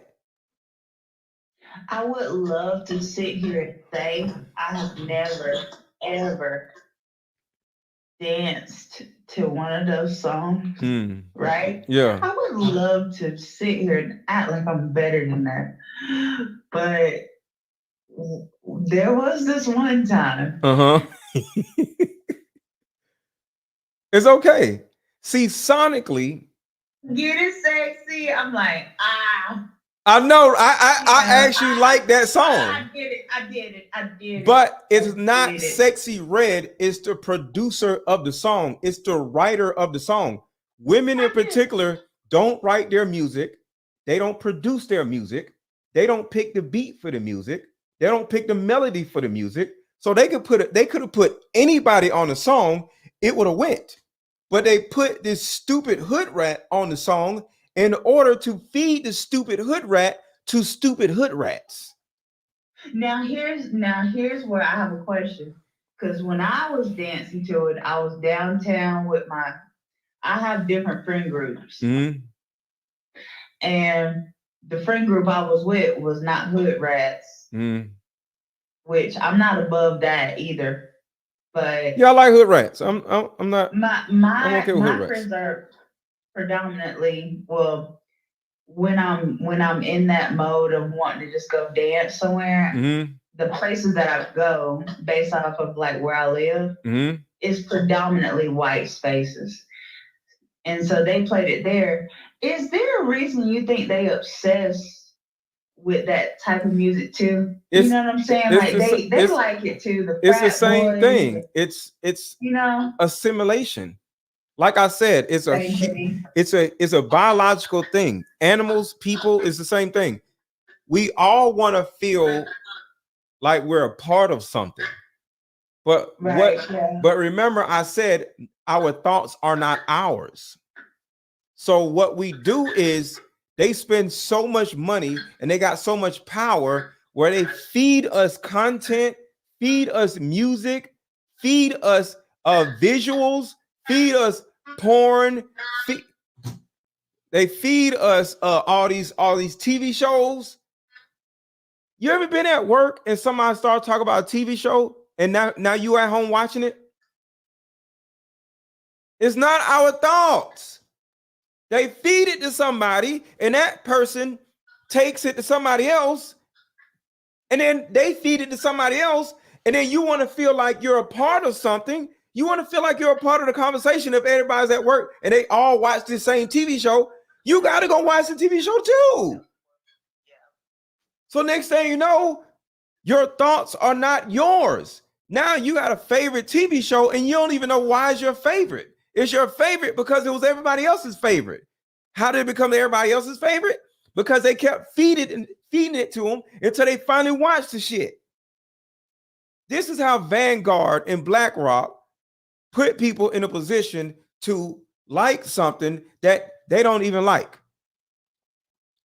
So when it comes to music, like I said, they put out the bullshit music, and at some point, the bullshit people start liking the music. And if there's enough bullshit people, the non-bullshit people are going to start liking it. And now everybody likes the song. And now we're all doing drugs, selling drugs, shaking our asses, shooting each other, and slapping each other, fighting each other and shit, arguing with each other. All because of some bullshit ass song that they created and walked the artist in and said, sing this, right? Not write it. Sing this, rap this over this beat. Are these the same people, do you think, that own country music as well? They own all music. So why do you think the messages are different? Because country music is for white people. It's a psyop. See, it's a psyop in order to ruin black people. See, black people are bigger, stronger. We have deeper voices, bigger dicks, bigger hands. We are naturally bigger than white people overall, right? So in order to keep us from taking over the world, they have to psyop us. You know what I'm saying? Yeah, could you explain in more detail? They have to program us to be stupid and to argue with each other. Actually, let me show y'all something. And I'm glad you're asking these questions.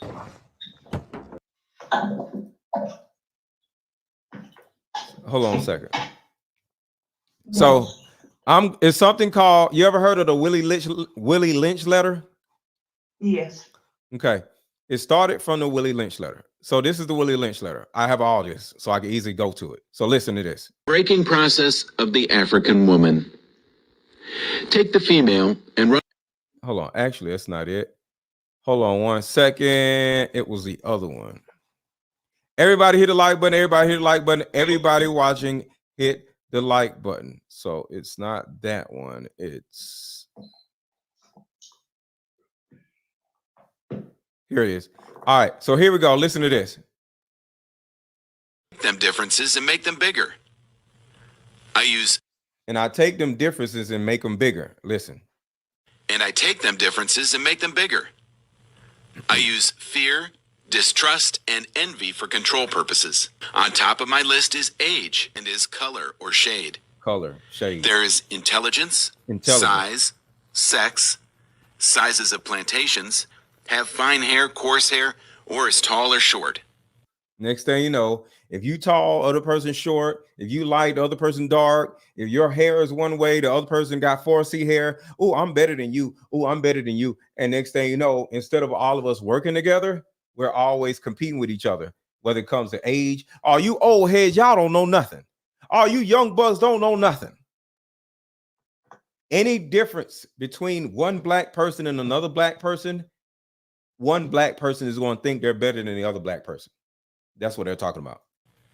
Now that you have a list of differences, I shall give you an outline of action. The black slaves, after receiving this indoctrination, shall carry on and will become self-refueling and self-generating for self-refueling, self-generating. The light-skinned girl is always going to look down on a dark-skinned girl.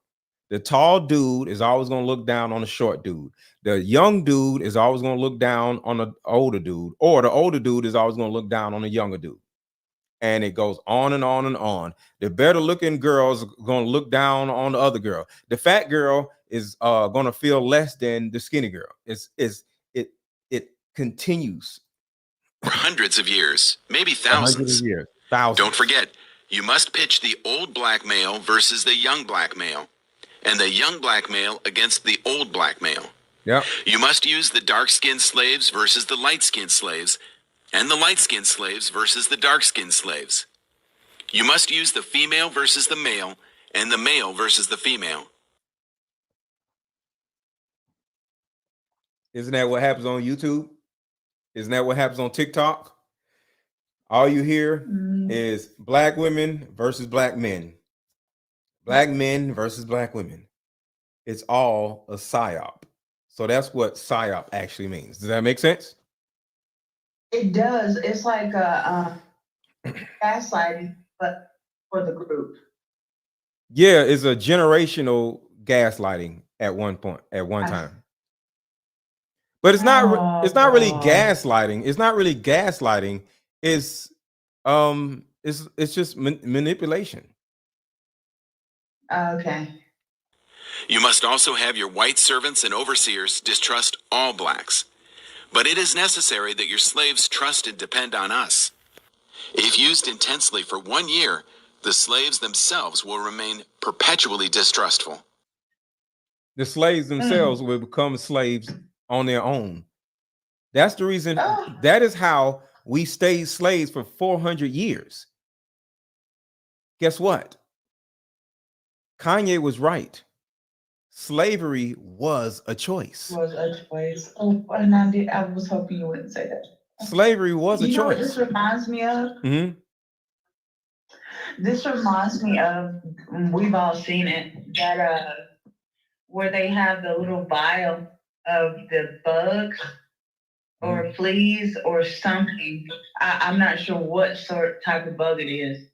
And they're bouncing around, going crazy. And then you take the top off.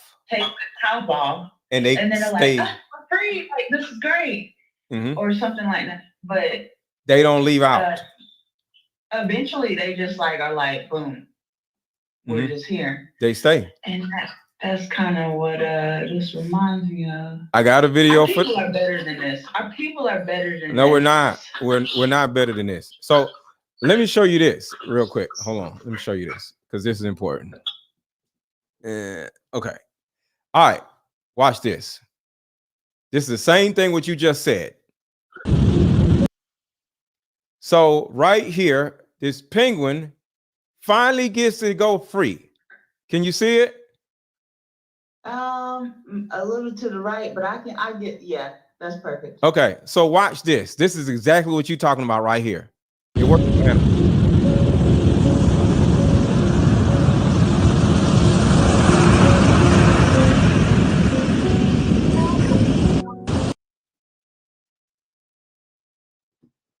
Goes right back inside. Animals are just like people. We're just like animals. And that's what we do psychologically. The dope boy doesn't leave the hood. He rides around in the hood with in a Mercedes and still lives in the hood. Because if he leaves the hood with that Mercedes, he goes into a world full of other people with Mercedes. So he's no longer special with his Mercedes because everybody else has a Mercedes. So he stays in a hood where nobody has a Mercedes, so he can feel like he's better than everybody because they don't have a Mercedes. But at the end of the day, he lives in the fucking hood like everybody else. We stupid. This is a perfect situation of sound sleep and economics. Before the breaking process, it would make more sense for him to buy a house and not a Mercedes. No, I know. We had to be. The penguin. Did the penguin just stay in the thing, or they just? The penguin. Hold on. Okay. The penguin is lost because I didn't want to play the whole thing, but the penguin kept going back in the box. So the lady picked up the penguin and just put it by the water. The penguin ran back to the lady. So, yeah, it is what it is. Be alertly on guard at all times. Now we can sleep soundly. So right here, listen to this. This is important right here. Process. We had to be alertly on guard at all times. The slave masters, it ain't number a husband and a wife, right? With probably 30 slaves. How is it that the 30 slaves don't mess up these two old people? And how are they able to sleep soundly? How do you think they're able to do that? Why don't the slaves just take over the plantation? What do you think happens? I would say lack of education, fear, and Fear what? loyalty. Fear what? It's two old people, and they're a bunch of dudes out in The ramifications from other people that know the old people. That's the same reason why, like you said earlier, people don't victimize a certain demographic of women the way they victimize Black women. Right. They would never. Right. Because of fear of the retaliation. And I can go a little deeper, is a fear of Jesus. See, I keep going deeper. As far as you want to go, we can go deeper. I love this. Do you know that in virtually every church in America, there's a white Jesus? There's a white Jesus in every freaking church. You can't have a Black Jesus in your church. You have a Black Santa Claus, but you can't have a Black Jesus. Do you know why? Because subconsciously, when we see the white man, we see Jesus.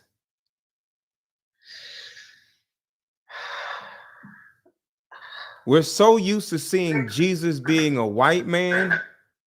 When we out in the world, we can't help but to see Jesus in a white man. So subconsciously, we can't hurt the white man because it's like we're hurting Jesus. That's why there's this big ass half naked white dude in every goddamn church. I asked my mom one time, Ma, why do they have this half naked white man standing in front of the thing? I don't understand. She says it's Jesus. Okay, but why is there a half naked white man in front of the? You didn't answer the question. She didn't even know how to answer the question. She didn't even know. It's programming. We can't hurt Jesus. And what did Jesus do? He died for our sins. And I want you to think about this. Too much feedback. I want you to think about this. Hold on 1 second. I want you to think about this.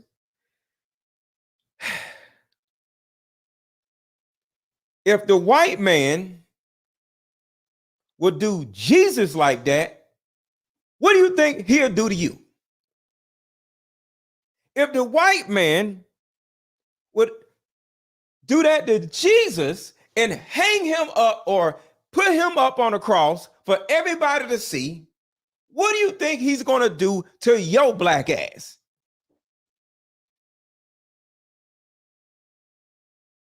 It gets deeper and deeper and deeper. So now you like, damn, white dudes did God like that? They killed God? These niggas is gangster. Nope, I'm only going to fight and shoot and argue with other Black people. I don't want no smoke. They killed God. No, I'm good. They ain't killed no goddamn body. They ain't no damn Jesus. That's just some damn white dude. But let's keep going.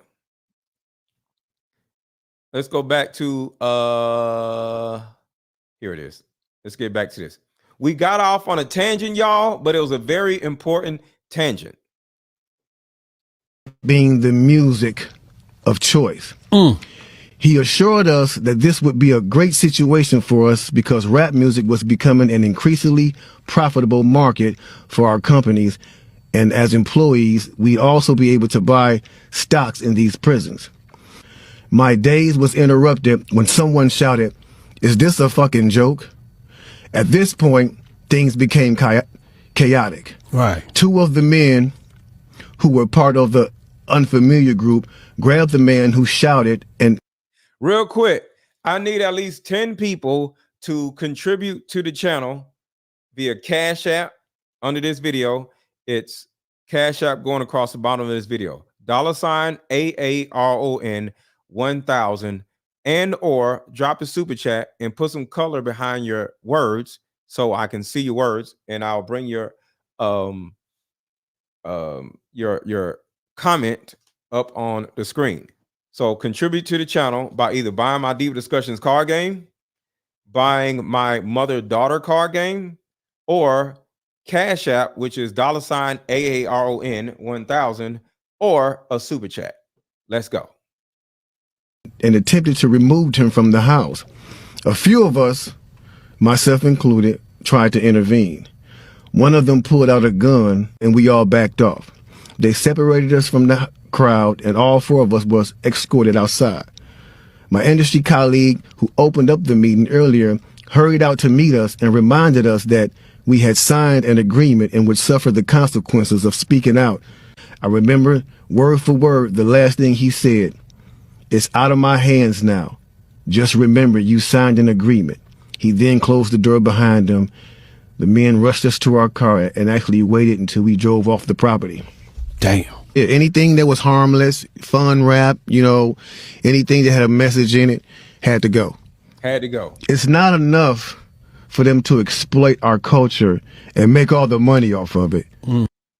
It's not our culture, sir. It's their culture. It's all manufactured. It's not ours. Our thoughts aren't even ours. But they're going to go beyond the artist to get the artist to influence and lure in the consumer.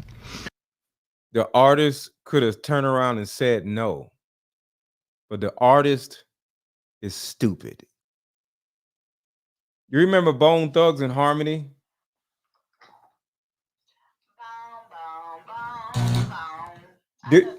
Yeah. Okay. Do you know that they were their music was devil worshiping? Oh, no, I didn't know that. Yeah. I rebuke it in Jesus' name. Hold on. Why? I'm gonna look it up now. Let's see. Bone Thugs and Harmony. Watch this. Bone Thugs.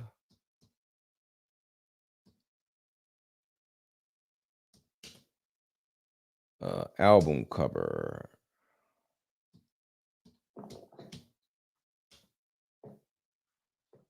Wouldn't shock me, to be honest.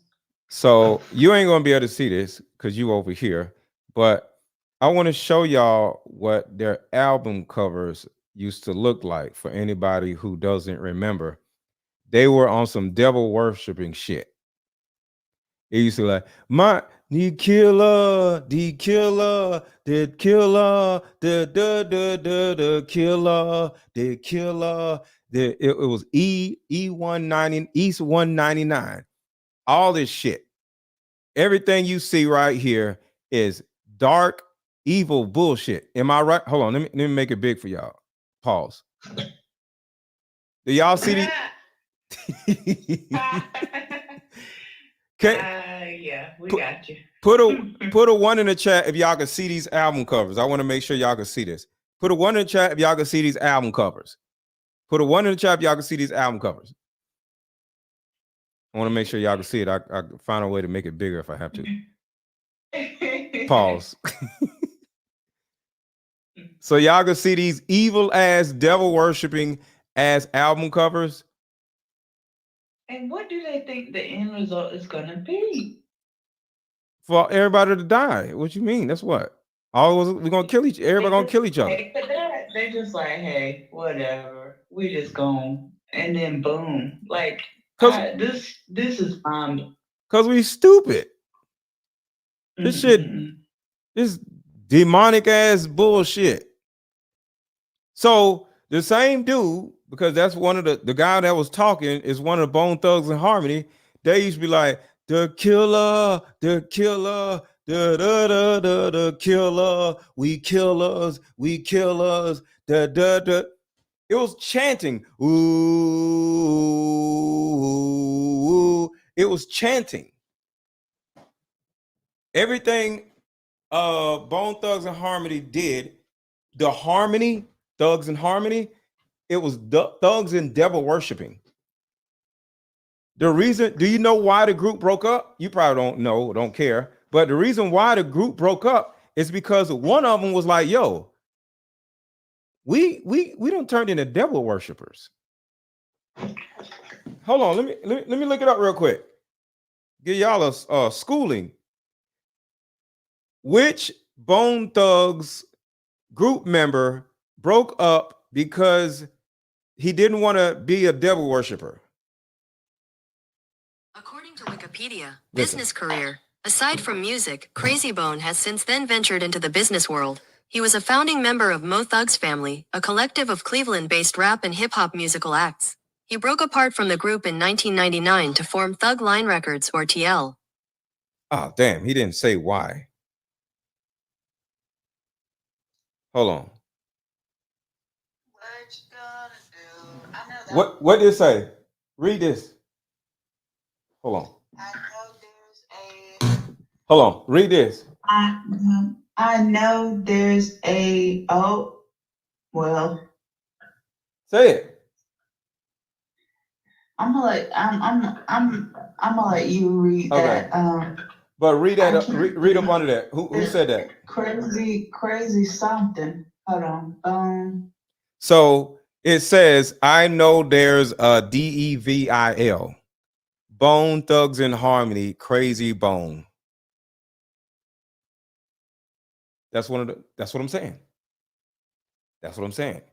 Crazy Bones, lightning cadence still blazes through the darkness of East 99 Eternal. That was the name of their first album. East 99 Eternal. And y'all seen the album cover. East 99 Eternal. All right. So they have life insurance policies on these rappers. Yeah. So then when they die, like Biggie, P. Diddy gets the proceeds and runs around making a song. Every step you take, I miss you, Biggie, even though I'm the one that killed you. Every move I make, and fuck your mama. Your mama ain't gonna get no money. Fuck her too. And fuck your kids. And then 112 singing in the background and shit. Your wife singing for me. Yeah, you gotta remember. He killed Biggie and had his wife singing background for P. Diddy. This is a monster. This man is a monster. I just put all that together. Oh my gosh. This man is a monster. Do y'all know? Go ahead. What? You know what? Faith Evans. It's not even funny. Like, no, it is funny. Wow. P. Diddy murked Biggie and then had his wife sing background for I Miss You. Bitch, shut up and sing before I kill you too. Every step I take. Okay. You want to die too, bitch? You better sing. Sing. Eat the cake, anime. Light skin anime. Eat the cake. Hey. Listen, all jokes aside, this is a pattern of behavior because you know how he did El DeBarge and his son. He has a thing for separating familial situations too. Yeah. That's a really disturbed individual. Do you think someone victimized him? Yeah, his mama. I got all the receipts. Let's get to that. Who be saying that? Is somebody be saying that? Let's get to that. When I say I got all the receipts, everything you think of, I got a video for. I want you to think about that. So that's kind of, I don't know. So think about this. Over the So you just said, did something happen to him, right? Watch this.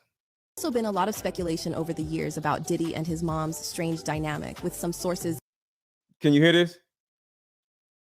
Okay. even alleging that Janice helped orchestrate those FO sessions. Janice helped orchestrate the FO sessions. His mama. Not only that, but rumors also popped up recently that Janice couldn't stand Diddy's ex, Kim Porter. Janice couldn't stand his ex, Kim Porter. Killer baby.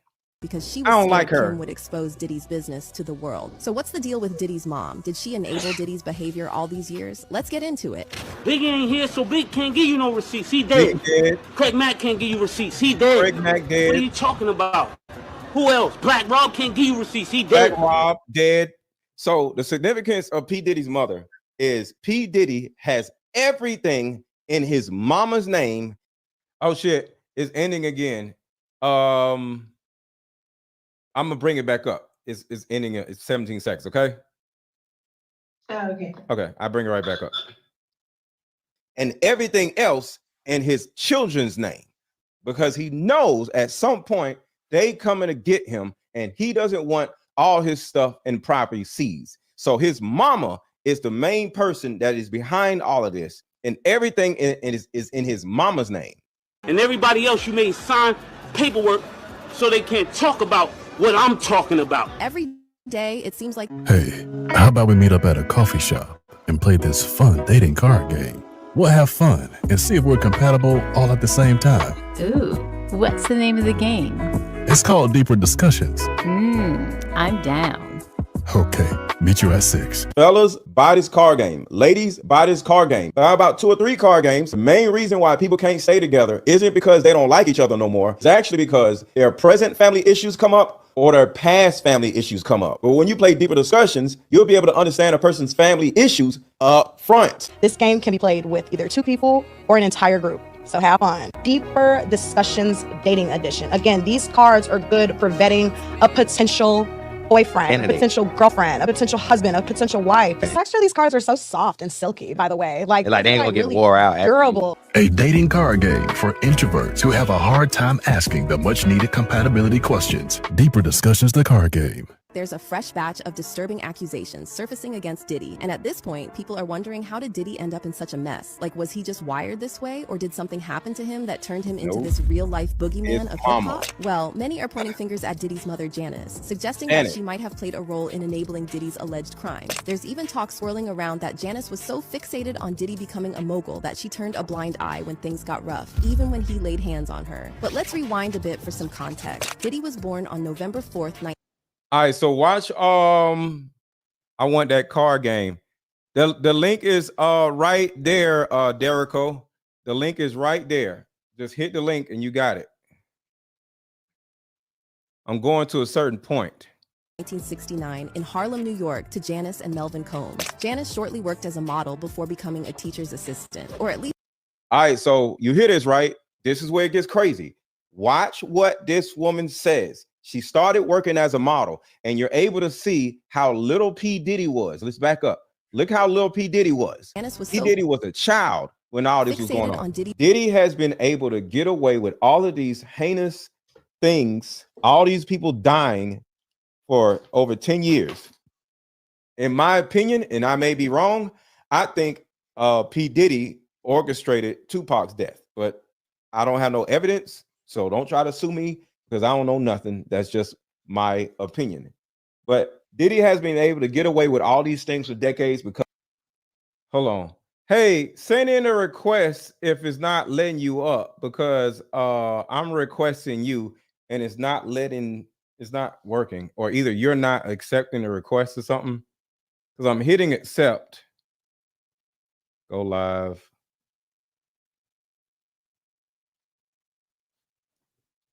So I don't know what it's doing because of this. His dad was one of the kings of New York, drug wise, that made P. Diddy untouchable. That's his first thing. Again. Two, his dad started working with the federal government before he was killed, which makes him even more powerful. Well, his wife, P. Diddy's mama and P. Diddy, even more powerful. Now you got the streets, and now you also got the feds and the police force. So Diddy's mother, Janice Combs, has friendship with high-ranking officials because of her ex-husband and law enforcement and the feds. 3, his mom raised him to be just like his father, just like in this situation on The Wire. Man, and he gonna walk out one, but you out here wearing his name, acting a bitch. Acting a bitch. So P. Diddy had to deal with that growing up. Bobby, you said, are you seeing my messages? No, you got to put it in the super chat. That's what super chat is for. Bobby, what did you say, Bobby? Bobby Precious, and I'll try to respond to what you're saying. 4, Janice herself was pimping women back in the day, just like Scrappy's mom was. 5, she was so evil where she actually pimped out her own son to men like Clive Davis. So right there. I don't know if you're on here, because for whatever reason, it won't let me bring nobody on. I don't know what the hell is happening. Maybe because I was cussing or something. But I just answered your question, Autumn, right here. So I'll just back it up right here. You said, what happened to P. Diddy? This is what happened to P. Diddy. 5, she was so evil where she actually pimped out her own son to men like Clive Davis, to and other powerful men. So what P. Diddy's mom actually did was, because she was a madam, she was a pimp. She literally pimped P. Diddy out when he was a little one, when he was young, when he was like 16, 17, and pushed him to be gay, and he started dating an old white man that was a record exec. His name was Clive Davis, and next thing you know, Clive Davis, this old white man, started dating her own son. So she pimped her own son out to Clive Davis, and that's what happened to P. Diddy. His own mom pushed Diddy to sleep with old white men in exchange for opportunities to run the music industry, and it worked. In exchange for opportunities to run the music industry. That's why she did it. Powerful white men are easily obsessed with black men for obvious reasons. Anytime you see a young black man around a whole bunch of old white men, guess what? Those men are being played with by the white men. And I'm just going to put that out there because I believe that to be 1000% true. I don't care if it's Meek Mill. So somebody says another fatherless son. Actually, his father got killed because he was a gangster. He actually, P. Diddy's father was the King of New York's right-hand man. Damn, what is his name? American Gangster. Who's the name of the guy in the American Gangster? Come on, y'all. Who is the name of the guy in the movie American Gangster? So y'all just gonna leave me here? Nobody else knows. Can somebody tell? Frank Lucas. Thank you, Frank Lucas. Yeah. So P. Diddy's dad was the right-hand man to Frank Lucas. So he did have a father, but he was a terrible father, and he ended up getting killed when his father started working with the CIA. P. Diddy, any of these damn dudes, French Montana, they're allegedly getting their butts played with by these white men in Atlanta. But it is what it is. These guys, some of these guys are willing to do anything it takes in order to be on top, and it's disgusting. So when you look and be on top is a pause in itself. I'm 26. My mom kept me away from my dad for 26 years. You know what kept me away from him? My mom told me that my dad said I was a mistake and kept me. That young man right there is doing 20-some years in prison right now because his mother made him a sexual deviant. Tupac, Biggie, Craig Mack, Kim Porter, another example. All these people are literally dead, and each death, all of them have been surrounded by P. Diddy. Well, the reason why, someone says, how much is my card game? My card game is $28. Go to the link in my bio and you can buy my Deeper Discussions card game. My card game is $28. Someone on Instagram asked that. I guess you will never be in jail. We're about to talk about is P. Diddy's mother, Janice Combs, is literally the mastermind, the diabolical mastermind behind P. Diddy and all of the things that P. Diddy did. So everybody hit the like button. Everybody hit the like button, y'all. Everybody hit the like button. Listen to little Mr. Let Go right here and hit the like button. Everybody hit the like button because I got some things that nobody wants to talk about. The reason why P. Diddy is the way he is. Diddy was born. You see that, right? On November 4th, 1969, the reason why P. Diddy is what he is. To Janice and Melvin Combs. Janice shortly worked as a model before becoming a teacher's. All right, you see that right there, right? You see how little P. Diddy was. A lot of this crazy stuff was going on when P. Diddy was a child. We got to talk about the origin story behind this man, his mama. So let's go. Hit the like button, y'all. Hit the like button. Facebook, y'all stop hitting the like button, y'all. Come on. Everybody hit the like button. Keep hitting the like button. Keep hitting the like button. Facebook, YouTube, hit the like button. Share this video. We talking about childhood trauma. Assistant, or at least that's what Diddy's Wikipedia page claims. Meanwhile, Diddy's dad Melvin served in the U.S. Air Force and allegedly had ties to the notorious Bobby Precious. If you want to come over to YouTube with the rest of us, you can. Facebook has me shadow banned, so you know, whenever my ban is over, Facebook will go back to normal. But it's whatever you want to do, Bobby. You can either stay over there or either you can come over here with us. There's about 600 of us over here. It's up to you though. So it's Mr. Let Go on YouTube, MRLETGO on YouTube. And anybody on Instagram, if y'all want to come over and watch the videos, is MRLETGO on YouTube. Mr. Let Go on YouTube. To the notorious who? drug lord Frank Lucas. Frank Lucas. The notorious Frank Lucas. His father was the underboss or one of the underbosses of the notorious Frank Lucas. This is the reason why P. Diddy never had nobody beat him up. You ain't never heard nobody beat up P. Diddy. Why? If your dad was cool with Frank Lucas, everybody's cool with you. And nobody can mess with P. Diddy, even when he was in school as a child. In 1972, Melvin was shot dead while sitting in his car on Central Park West, and the case was never cracked. However, there were some rumors. However, the however is the most. What? Okay, how many likes do I got? You said, how many likes do I got? How many likes do I got? Can somebody tell me what the like count is? How many likes do I have? There's 600 people here, and what is the likes looking like?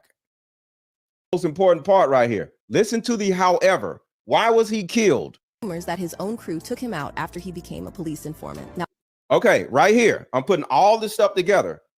He became a police informant. Come on, man. We got 380 likes and it's 630 people in here. And then y'all get mad at me when I be telling y'all to hit the like button. Y'all ain't hitting the freaking like button. Thank you, Prof, Prof, P-R-O-F. Thank you. It's 386 likes, y'all. Like, I don't like to just be yelling at y'all, telling y'all to hit the like button, but y'all don't hit the freaking like button. So let's do this. I need 300 of you to hit the like button. 300 of you ain't hit the like button because some of y'all are on YouTube. So can y'all please hit the like button, please? Let me at least get 100 more likes and then we can keep going. Can we do that? So like. Come on, y'all hitting the like. I see it. I see it coming up. Just hit a like. Keep hitting the like button. Hit the like button. Hit the like button. Facebook, hit the heart like button. Hit the heart button real quick. Let me see. Hit the heart button. Facebook. Come on, hit the like button, y'all. Just hit the like button. That's all. That's all I ask. That's all I ask. Hit the like button. It's my first time. I'm not sure if I like the channel yet. My action matching is all good. If you want to wait, it's all good. But we gotta, for the people who are used to being on here, we gotta get these likes up, y'all. Come on, y'all. Thank you so much, Magnum. I see you. Come on, y'all. Yeah. Hit the like. Let's go. Come on, y'all. Hit the like button. Hit that like button. Hit that like button. I'm watching a video, but not signed in. Oh, I got you. It's all good. All right, let's keep going. Most big time drug dealers end up working with the feds. So going back to P. Diddy, why was P. Diddy so untouchable? Now it's two reasons. The first reason is because his dad was a drug lord. The second reason is because his dad had friends in high places. So it's not just his dad being a drug lord. His dad knew federal agents. His dad knew the whole police force. And when he died, who became the queen? His wife. So that means his wife is cool with the feds. His wife is cool with every tactical agency in New York. Now let's talk about Janice. She reportedly showered her son with all the love and affection in the world. And although Diddy has a sister, Keisha, Janice's focus was on Diddy. In fact, some say she was downright obsessed with him, leaving Keisha in the shadows. Diddy also never shied away from flaunting his tight bond with his mom, always giving her... Let me ask y'all a question. Have y'all ever heard of Keisha Combs? Anybody? Have y'all ever heard of Keisha Combs? That's Diddy's sister. Is it me, or has Diddy never mentioned his own sister? Am I wrong? Let's see. Where is Diddy's sister, Keisha Combs?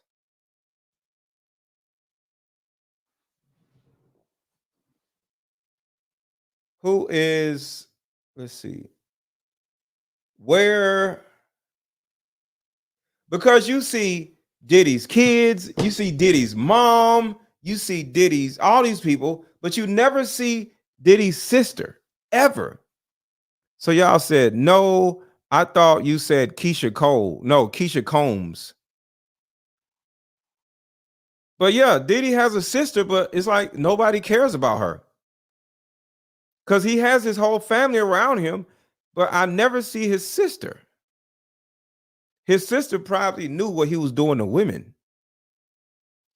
Is cool with the feds. His wife is cool with every tactical agency in New York. Now let's talk about Janice. She reportedly showered her son with all the love and affection in the world. And although Diddy has a sister, Keisha, Janice's focus was on Diddy. In fact, some say she was downright obsessed with him, leaving Keisha in the shadows. Diddy also never shied away from flaunting his tight bond with his mom, always giving her shout outs and thanking her for everything she taught him. Ma, I love you. This is your day.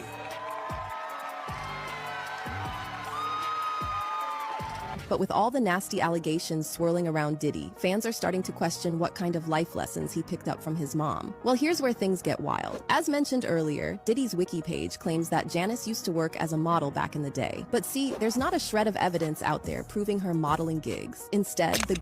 All right, so listen to this. This is important right here. Listen to this. Listen to this. Listen to this. Grapevine's buzzing that Janice was allegedly organizing fashion shows as a front while behind the scenes. Behind the scenes doing what? his mother was a pimp. We're not done. His mother was pimping women. So this is what P. Diddy's mom would do. P. Diddy's mom would literally organize a fashion show, have all the pretty women walking around looking pretty, right?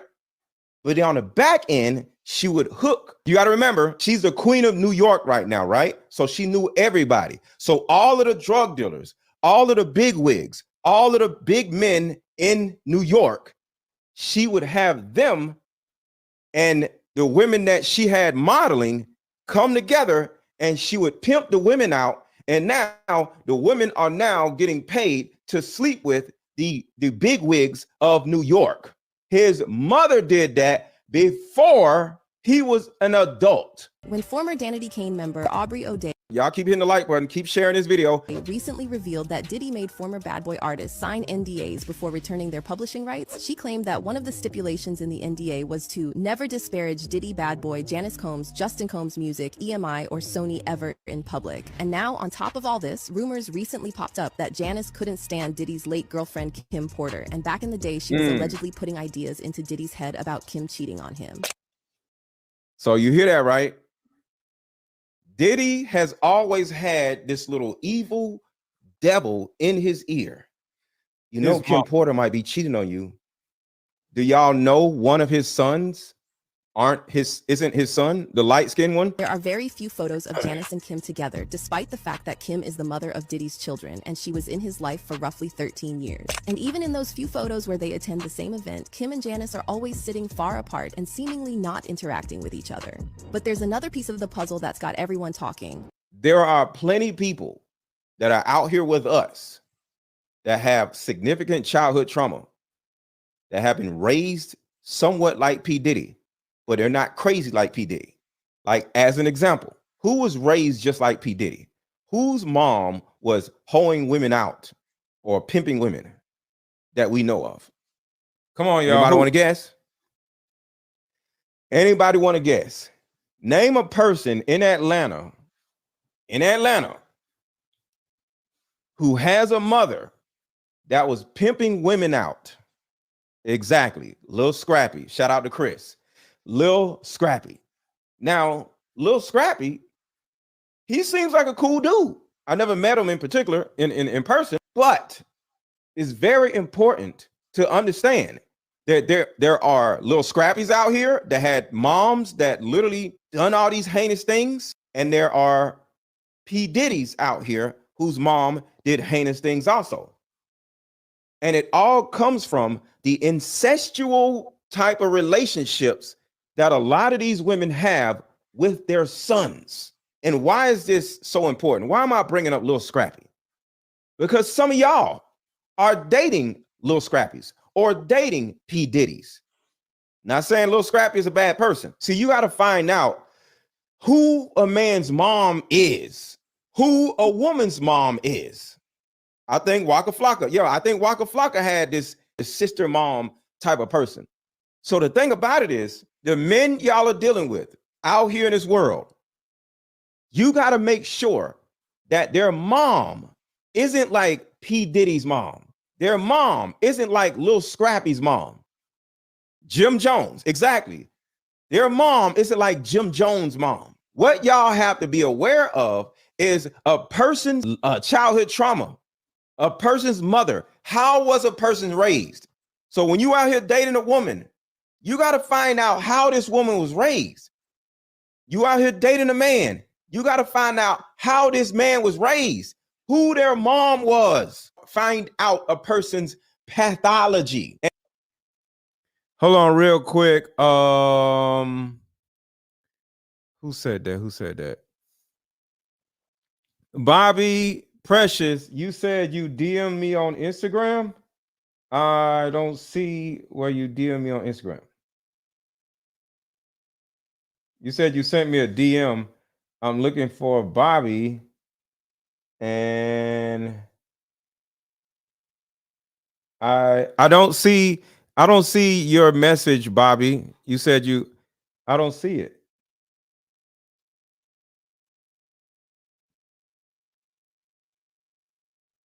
Let's see, it might be in my request.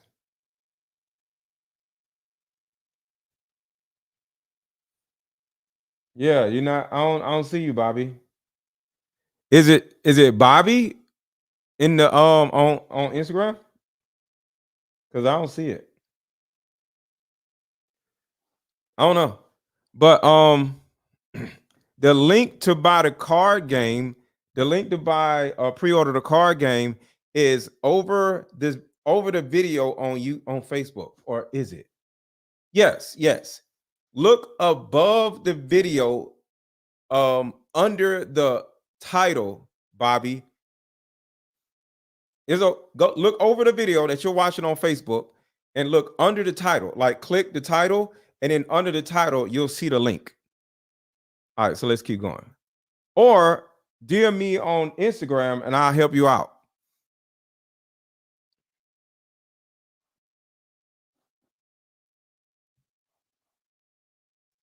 And the reason why I came out with my Deeper Discussions card game and why I push it so much is because my Deeper Discussions card game does something better than any other tool that you can ever buy.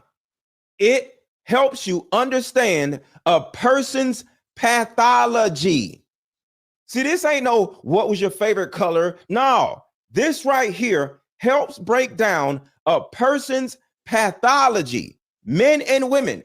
So if you have not bought this card game, but you see me market it before, understand it is bigger than a dating card game. The questions in this card game will help you understand a person's childhood trauma. To find out, was the man that you're dating a mama's boy? Is the woman you're dating dealing with an abusive, neglectful mother? If the person had a neglectful mother, an abusive mother, a terrible mother, their mother was a pimp, their mother was a whore, their mother was this, their mother was that, guess what? This card game will help you uncover it. Too many of you are baby daddies and baby mamas with traumatized people, and the second the baby came, either the man went crazy or the woman went crazy. All right, so let's get to this.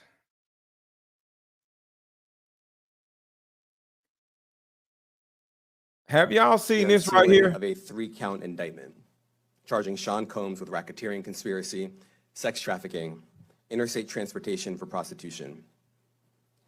The indictment alleges that between at least 2008 and the present, Combs abused, threatened, and coerced victims to fulfill his sexual desires, protect his reputation, and conceal his conduct. As alleged in the indictment, to carry out this conduct, Sean Combs led and participated in a racketeering conspiracy that used the business empire he controlled to carry out criminal activity, including sex trafficking, forced labor, kidnapping, arson, bribery, and the obstruction of justice. Let me say a little bit more about the charges. The indictment alleges that Combs abused and exploited women and other people for years, and in a variety of ways. As alleged, Combs used force, threats of force, and coercion to cause victims to engage in extended sexual performances with male commercial sex workers, some of whom he transported or caused to be transported over state lines. Combs allegedly planned and controlled the sex performances, which he called freak-offs, and he often electronically recorded them. The freak-offs sometimes lasted days at a time, involved multiple commercial sex workers, and often involved a variety of narcotics, such as ketamine, ecstasy, and GHB, which Combs distributed to the victims to keep them obedient and compliant. As alleged, when Combs didn't get his way, he was violent, and he subjected victims to physical, emotional, and verbal abuse so that they would participate in the freak-offs, and that Combs hit, kicked, threw objects at, and dragged victims, at times by their hair. On one occasion in March of 2016, that conduct was captured on video and later reported in the media. Specifically, Combs kicked, dragged, and threw a vase at a victim in a Los Angeles hotel when the victim was attempting to flee. As alleged, these assaults often resulted in injuries to the victims, which took days or weeks to heal. In addition to the violence, the indictment alleges that Combs threatened and coerced victims to get them to participate in the freak-offs. he used the embarrassing and sensitive recordings he made of the freak-offs as collateral against the victims. And the indictment alleges that he maintained control over the victims in several ways, including by giving them drugs, by giving and threatening to take away financial support or housing, by promising them career opportunities, by monitoring their whereabouts, and even by dictating their physical appearance. Because of all of this, the indictment alleges that the victims did not believe they could refuse Combs without risking their security or facing more abuse. The indictment also alleges other acts of violence undertaken by Combs and others, including violence against witnesses to his abuse, kidnapping, and arson. The indictment alleges that on more than one occasion, Combs carried or brandished firearms to intimidate and threaten victims and witnesses. Now, Combs did not do this all on his own. As I mentioned, Combs has been charged with RICO conspiracy. He used his business and employees of that business and other close associates to get his way. Those individuals allegedly included high-ranking supervisors in the business, personal assistants, security staff, and household staff. The indictment alleges that those individuals facilitated the freak-offs. They booked the hotel rooms and stocked them with the supplies, including drugs, baby oil, personal lubricant, extra linens, and lighting. When the hotel rooms got damaged, they helped clean it up. That's crazy. They arranged for victims and commercial sex workers to travel for the freak-offs, and they delivered large quantities of cash to Combs to pay for the commercial sex workers. The indictment also alleges that they helped Combs cover up his crimes. During the March 2016 incident at the LA hotel that I mentioned earlier, a member of the hotel security staff intervened, and Combs attempted to bribe the staff member with a stack of cash to make sure that what happened was kept quiet. And as the indictment alleges, most definitely, CJ, most definitely, there's somebody that just stepped down. What is his name? Hold on, I forgot his name. Kevin Lyles. Yes, Kevin Lyles just stepped down today. So Kevin Lyles just stepped down from 300 Entertainment. So yes, everybody is on notice, and guess what? Somebody or a lot of somebodies are about to go to prison because he is about to tell on everybody. And look, anybody who is not subscribed to my channel, make sure to subscribe to my channel and hit the notification bell also. If you have not subscribed to my channel already, hit the subscribe button and hit the notification bell. in late 2023, after public allegations were made about Combs' crimes, he and others pressured witnesses and victims to stay silent, including by making phone calls to witnesses and victims and giving them a false narrative of what they had experienced. And as alleged, Combs used others to help conceal his abuse by monitoring and preventing victims from leaving a location in order to hide their injuries, or by locating and contacting a victim who had attempted to flee. As part of this investigation, in March of this year, special agents from HSI executed search warrants at Combs' residences in Miami and Los Angeles. They also executed a warrant for Combs' electronic devices. During those searches, agents seized evidence of the crimes charged in this indictment. They seized firearms and ammunition, including 3 defaced AR-15s and a large capacity drum magazine. They also seized evidence of the freak-offs, electronic devices that contain images and videos of the freak-offs with multiple victims. And they seized cases and cases of the kinds of personal lubricant and baby oil that Combs' staff allegedly used to stock hotel rooms for the freak-offs, more than 1,000 bottles altogether. What is this man doing with 1,000 bottles of lube? That shit is crazy. That is nuts.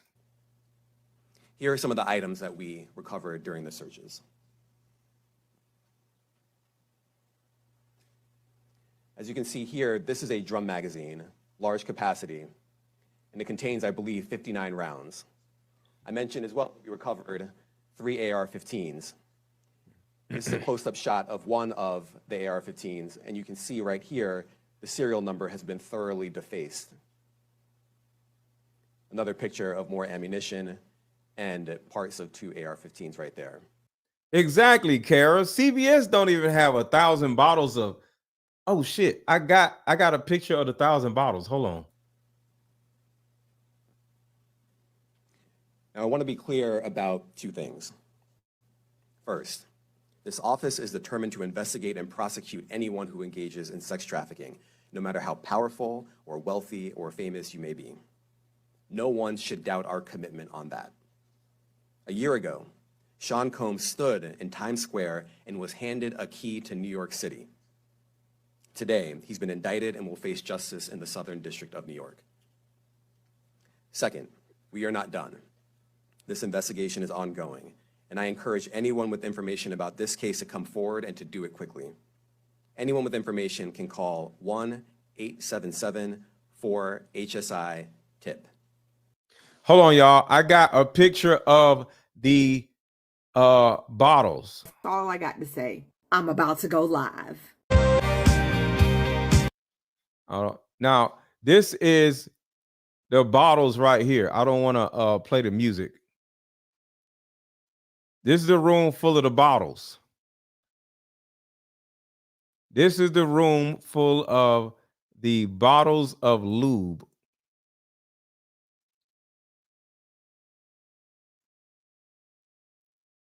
I had to turn it. I don't want this music playing. I don't know if that's I don't want to have no problem.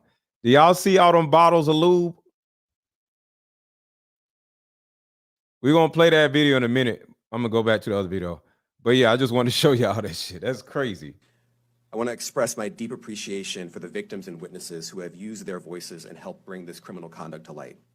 We would not be here without them. I also want to thank the dedicated case agents on the HSI Trafficking in Person Squad in New York. They have been with us since day one and have worked tirelessly on this investigation. They will continue to be invaluable partners to us. I also want to thank the incredible agents and analysts from SCNY who have also provided tremendous assistance on this case. I'm deeply grateful for their continued work. And finally, I want to thank... Yo, hold on. Stephanie said, Johnson & Johnson, you're going down too. But if you think about it, that's exactly what P. Diddy is into. Johnson & Johnson.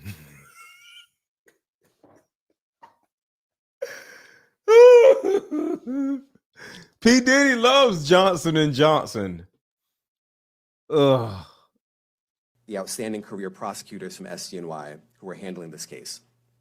Meredith Foster, Emily Johnson, Chrissy Slavic, Madison Smeisler, and Mitzi Steiner, and their supervisors, Jamie Backleeper and Jacqueline Kelly. They are members of the Civil Rights Unit in our criminal division. We created the Civil Rights Unit when I became U.S. Attorney. I'm deeply proud of their work on this and so many other cases. I'll now take some questions. Eric Katursky, ABC. Thanks, Nick.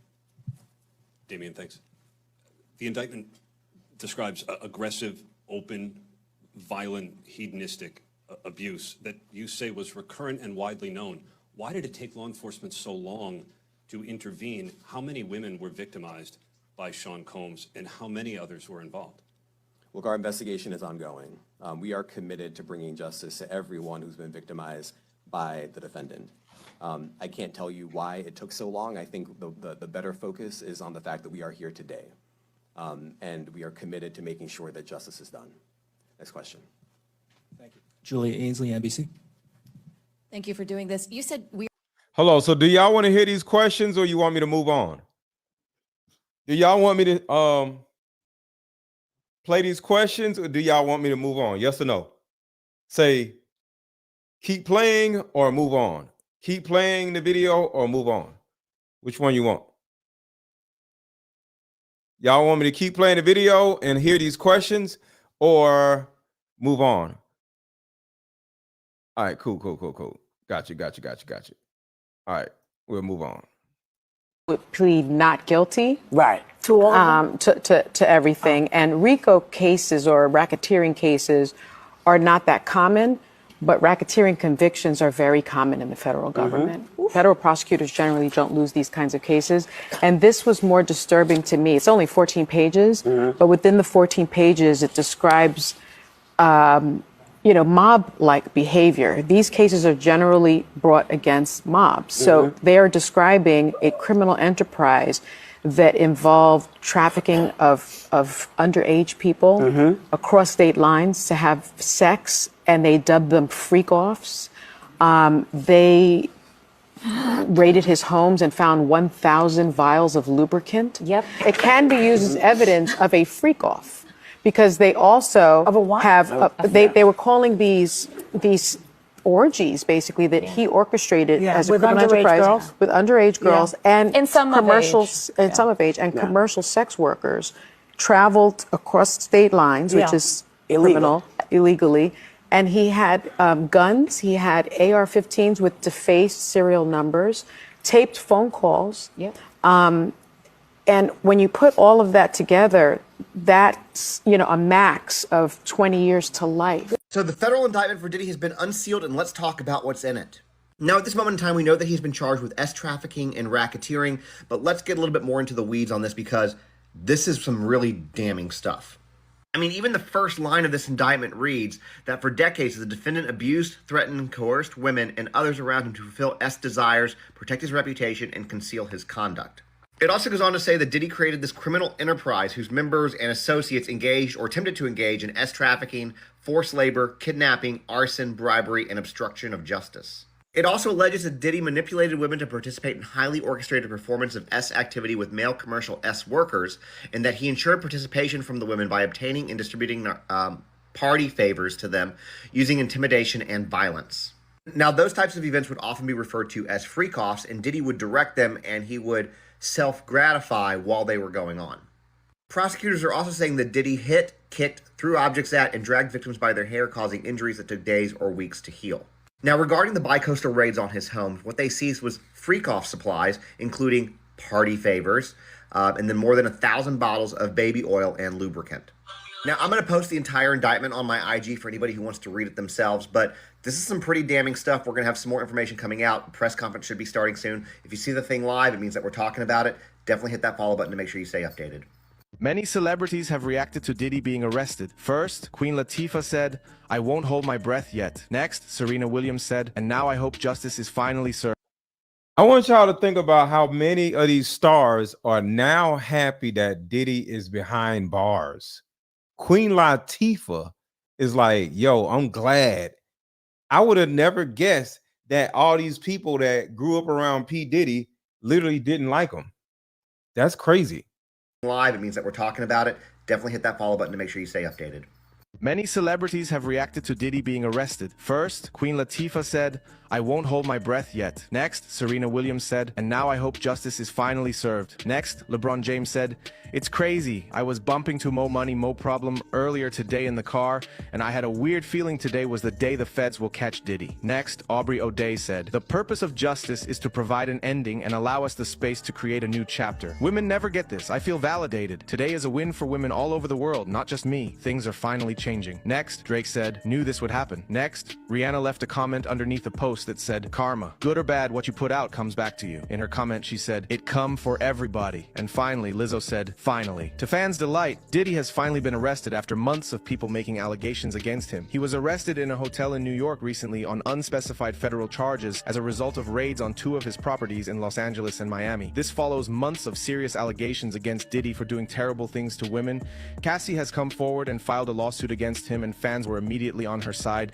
They slammed Diddy for his actions and were disgusted when a woman came forward and accused him of trafficking her when she was just 17 years old. Fans are horrified by Diddy's actions and say that it is such a shame that he let money and fame go to his head. They say that he sets a terrible example for people, and they want to see him punished with the maximum sentence. Celebrities seem really glad that he has finally been arrested, and a lot of them seem to think it's been a long time coming. One fan said, "It's about time. Diddy's been getting away with terrible things for far too long. It's good to see that justice is finally catching up with him. I hope this sends a message to other powerful people who think they're above the law." Another fan said, "I'm getting tired of all the celebrity pile-on. It feels like everyone's trying to get their 2 cents in. Let the legal system do its job and stop with the public shaming." Man, Now, please. you've probably heard that when the feds raided Diddy's Beverly Hills and Miami home, they not only found video evidence of his freak-offs, but they also found over 1,000 bottles of baby oil, lubricants, narcotics, and other supplies. And while the feds have asked the judge not to release Diddy on bail, looks like Diddy has offered a $50 million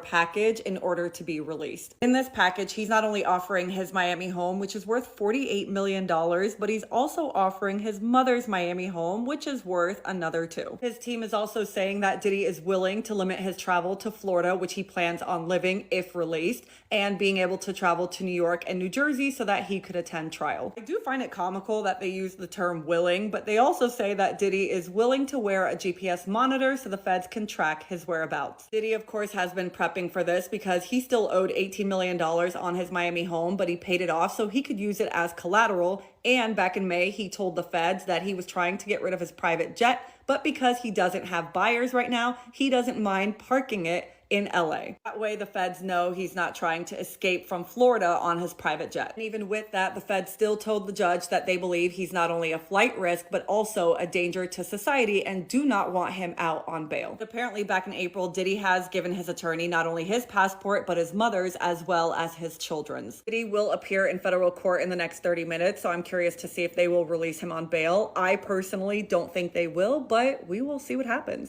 Music mogul Sean Diddy Combs back behind bars. A magistrate judge denied Isn't what bribing? You said, isn't that bribing? Isn't what bribing exactly? him bail, saying that there were no conditions that she could conceive of that would make her confident that he would appear again for other court appearances. The judge saying, my concern is this is a crime that happens behind closed doors. Diddy's lawyers had argued that he had made good faith efforts by showing up in New York, ready to surrender to face these charges. But prosecutors said that he could not be trusted, that he has a history of trying to intimidate witnesses, including some who are going to be witnesses in this case. They urged the judge to remand him. She did. And when the judge did, Diddy, who was sitting at the defense table with his attorneys, did not show any signs of emotion. He took a sip of water before he was led out of the courtroom by the U.S. Marshals. Now, his lawyers have vowed to fight this. They are going to be back in court on Wednesday before the judge who will oversee this trial and try to get Diddy to be released. No bail, no bail. He's detained. We're appealing it. Oh, I'm sorry. We're appealing the decision to hold him without bail. Tomorrow at 3:30. 3:30, same place. All right, tomorrow at 3:30, we going to be back at it tomorrow at 3:30, but we're going to keep going now. But just remember that tomorrow at 3:30, some more stuff is going to come up. Mr. Combs is a fighter. He's going to fight this to the end. JK, this is facts. Tupac and Biggie are smiling right now. Exactly. And he's innocent. He came to New York to establish his innocence. He's not afraid. He's not afraid of the charges.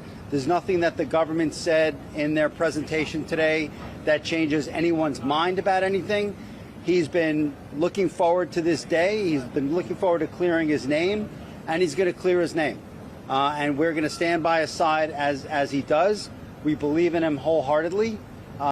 I want y'all to think about this. Everybody in the world watch P. Diddy pummel Cassie in that hotel lobby. For him to sit here and say he is innocent is crazy. He didn't do these things. This was a 10-year relationship. There's no coercion. There's no crime. There's basically just, someone who brought a civil case and now is finding themselves as a witness in a criminal case. Well, according to the judge, Diddy's bail has been denied. A judge denied bail on Tuesday of Sean Combs after the music mogul pleaded not guilty to 3 federal charges connected to alleged ex abuse. Now, just to be clear, Diddy's team offered up $50 million to set bail. He was offering his Miami home and his mama Joyce's home too. On top of that, he decided to give all of his children's passports up. He was also selling his airplane as well. While all of this is going on, Kevin Lyles is stepping down as 300's entertainment CEO. He said, at the end of this month, I'm stepping down and stepping aside, departing from WMG. Although, to ensure the excess transition, I'll continue to consult with the team through the end of the year. 50 Cent is chilling with Drew Barrymore. He ain't got to worry about the 1,000 bottles of lube. And also, I think this may be one of the reasons. Last night when Diddy was picked up, he allegedly had pink powder on him. Y'all know what pink powder is. That he wasn't prepared for them to come get him. Not gonna lie, I was a little nervous when he was offering that $50 million. You know, everything that he was listing sound reasonable, but it didn't work. I was a little nervous about him getting bail because he did offer $50 million. He offered to wear a monitor. He offered to give up all his children's passport. He was doing everything he could possibly not to go to jail. Baby, it's going to be funny in that bitch. They better put him in a private area. That's all I got to say. I'm about to go live.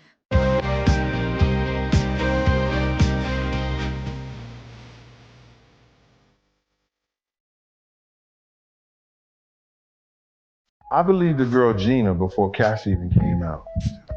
I believe what she said and what he did to her. Oh, hold on. Y'all missed it. Go to jail. Baby, it's going to be funny in that bitch. They better put him in a private area. That's all I got to say. I'm about live. This is the room where all of the lubricant was. I believe the girl Gina before Cassie even came out. I believe what she said and what he did to her. Because I've heard the story about what he did to Misa, his first baby mom. You understand? When he beat her up on the car because he thought she was dealing with Eric Sermon. I know the situation when I came into the hospital.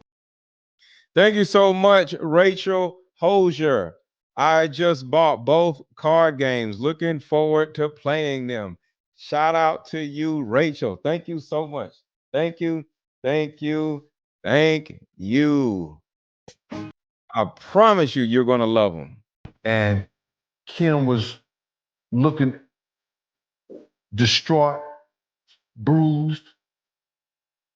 You understand what I'm saying? Yeah. And Kim was looking like she was looking. You understand? Yeah. And he holding a bloody t-shirt around his wrist because she cut his wrist. So I know what she may have went through in order to get to that point.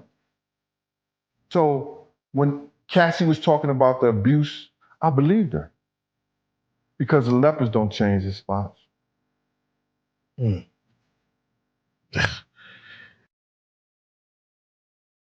is sad, man. Shit is so freaking sad. What is this? Here, Mr. Lucy Gray. Oh, we talked about that already. So, oh,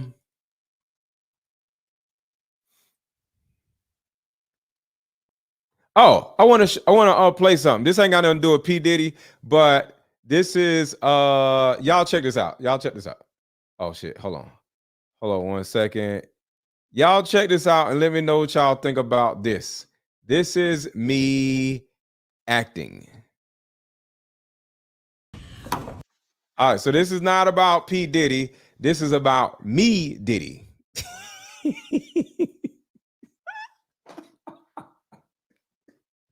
So check out me, Diddy. All right, this is me in this video. Check this out. Y'all let me know how I did. Do I suck? Should I keep acting or what? So check me out. Your Honor, I have been made aware that our eyewitness will not be testifying in this case due to what I believe is intimidation. And counsel, you should have known that before you came into my courtroom. Your Honor, last we knew, she was going to testify. Your Honor, at this time, defense would like to call Shantae Shorter to the stand.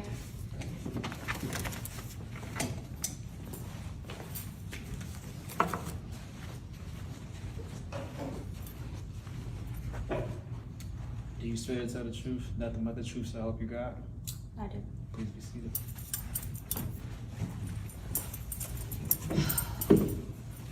Ms. Shorter, I'm going to ask you a few questions. Would you ever have a reason to kill your husband? I mean, every wife thinks about it, but no, I would never try to kill my husband. And hit the like button, y'all. Hit the like button. Hit the like button. Hit the like button. Hit the like button. Hit the like button. Can you explain to the court what type of woman you are in your community?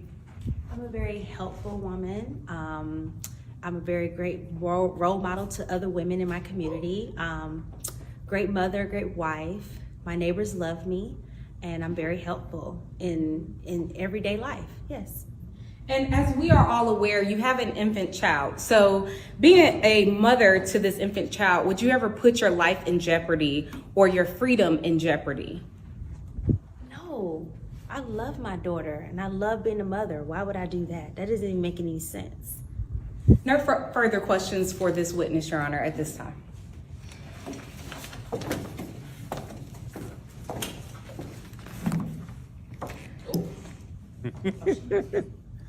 She is killing this part.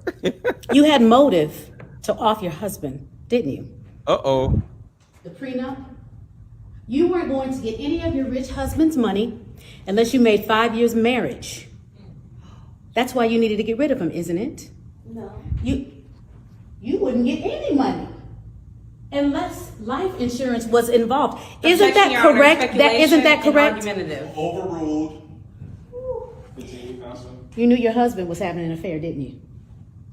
I didn't know that until I was. In fact, you cheated on your husband, and the child that he's been caring for isn't even his. Isn't that the truth? Objection, Your Honor. No further questions, Your Honor. Your Honor, redirect, please. Granted. Ms. Shorter, did you ever attempt to kill your husband? Absolutely not. No further questions, Your Honor.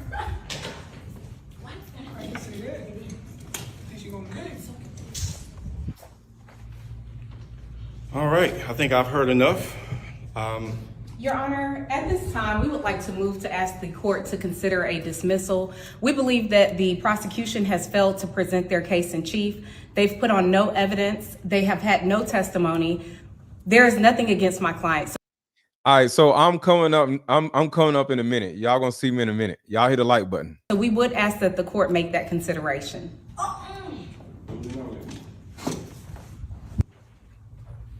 Counsel?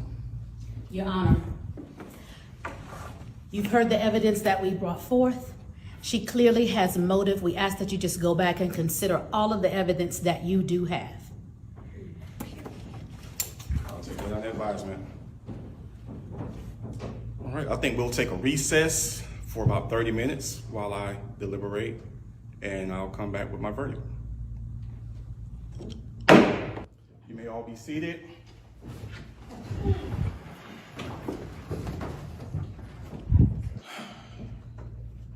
Now, I've taken everything into consideration. I've reviewed the evidence that we have, and I've heard from both sides.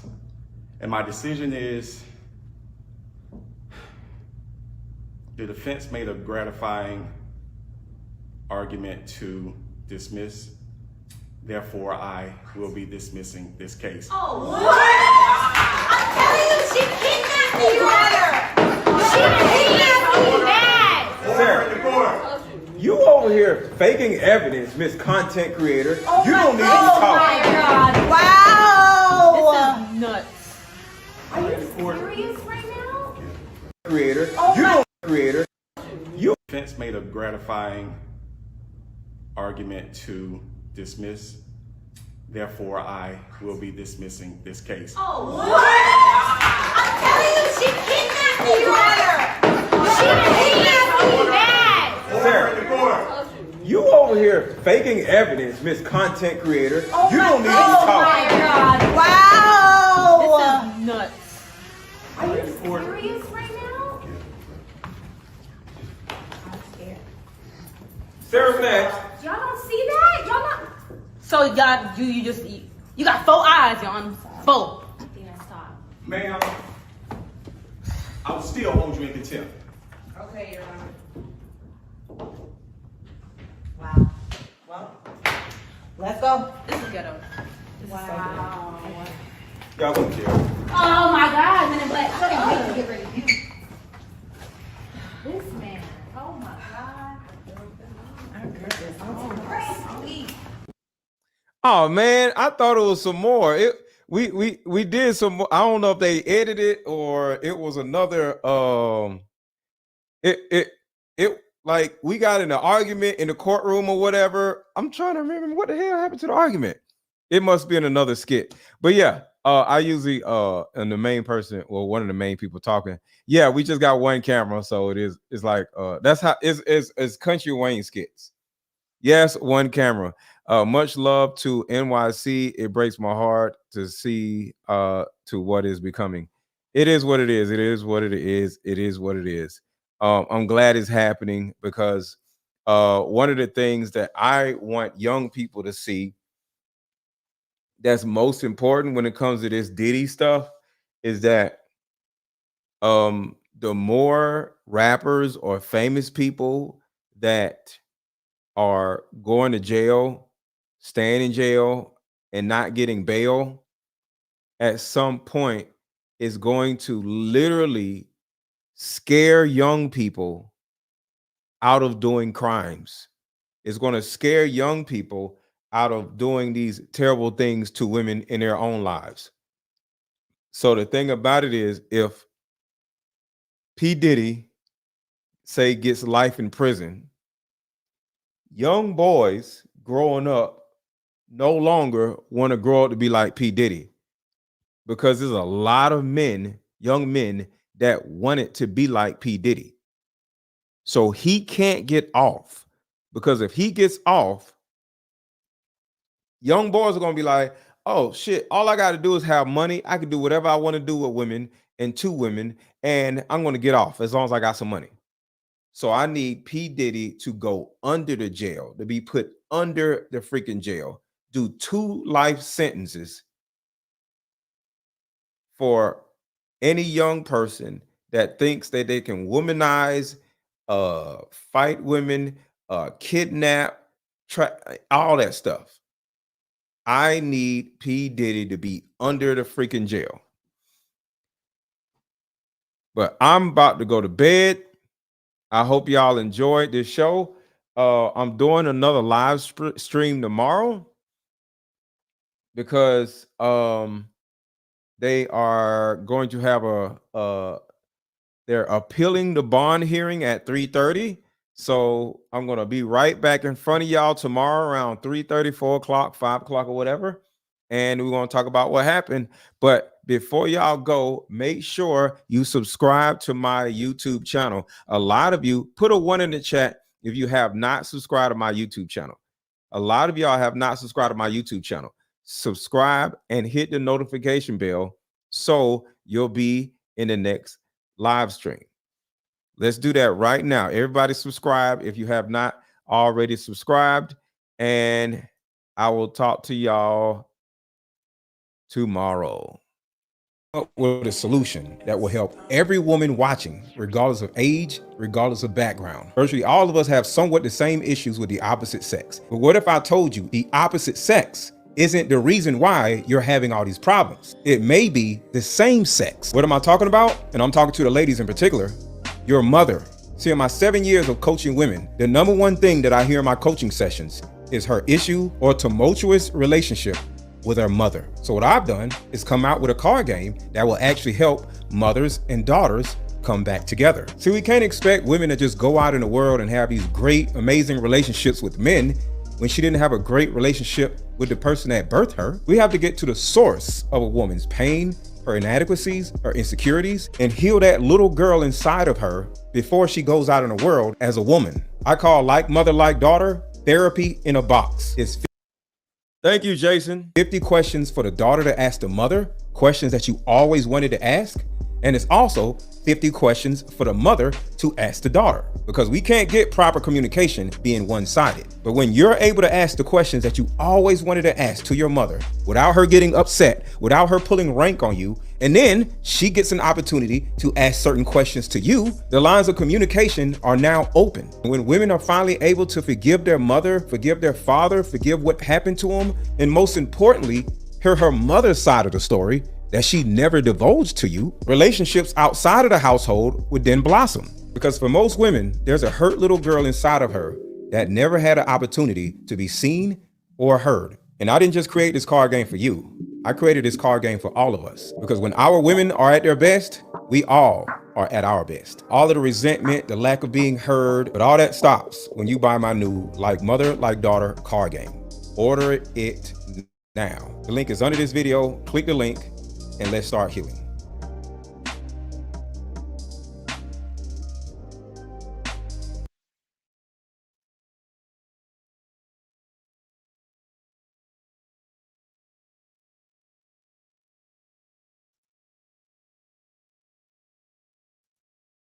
Done, and that Combs did not do this alone.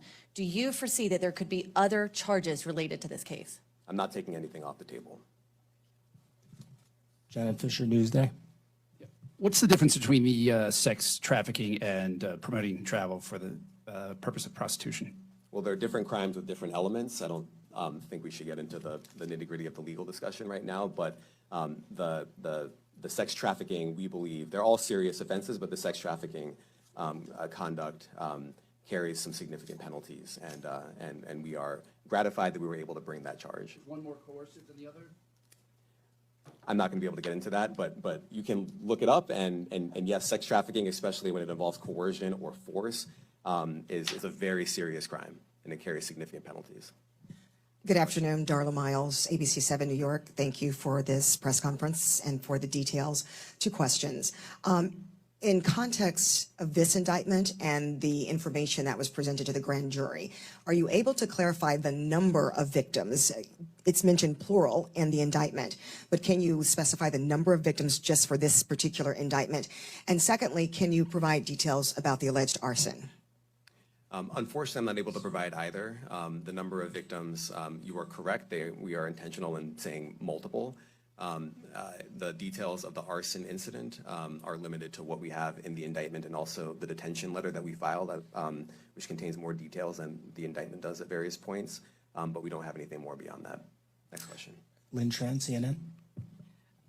Are any of his accomplices or associates under investigation?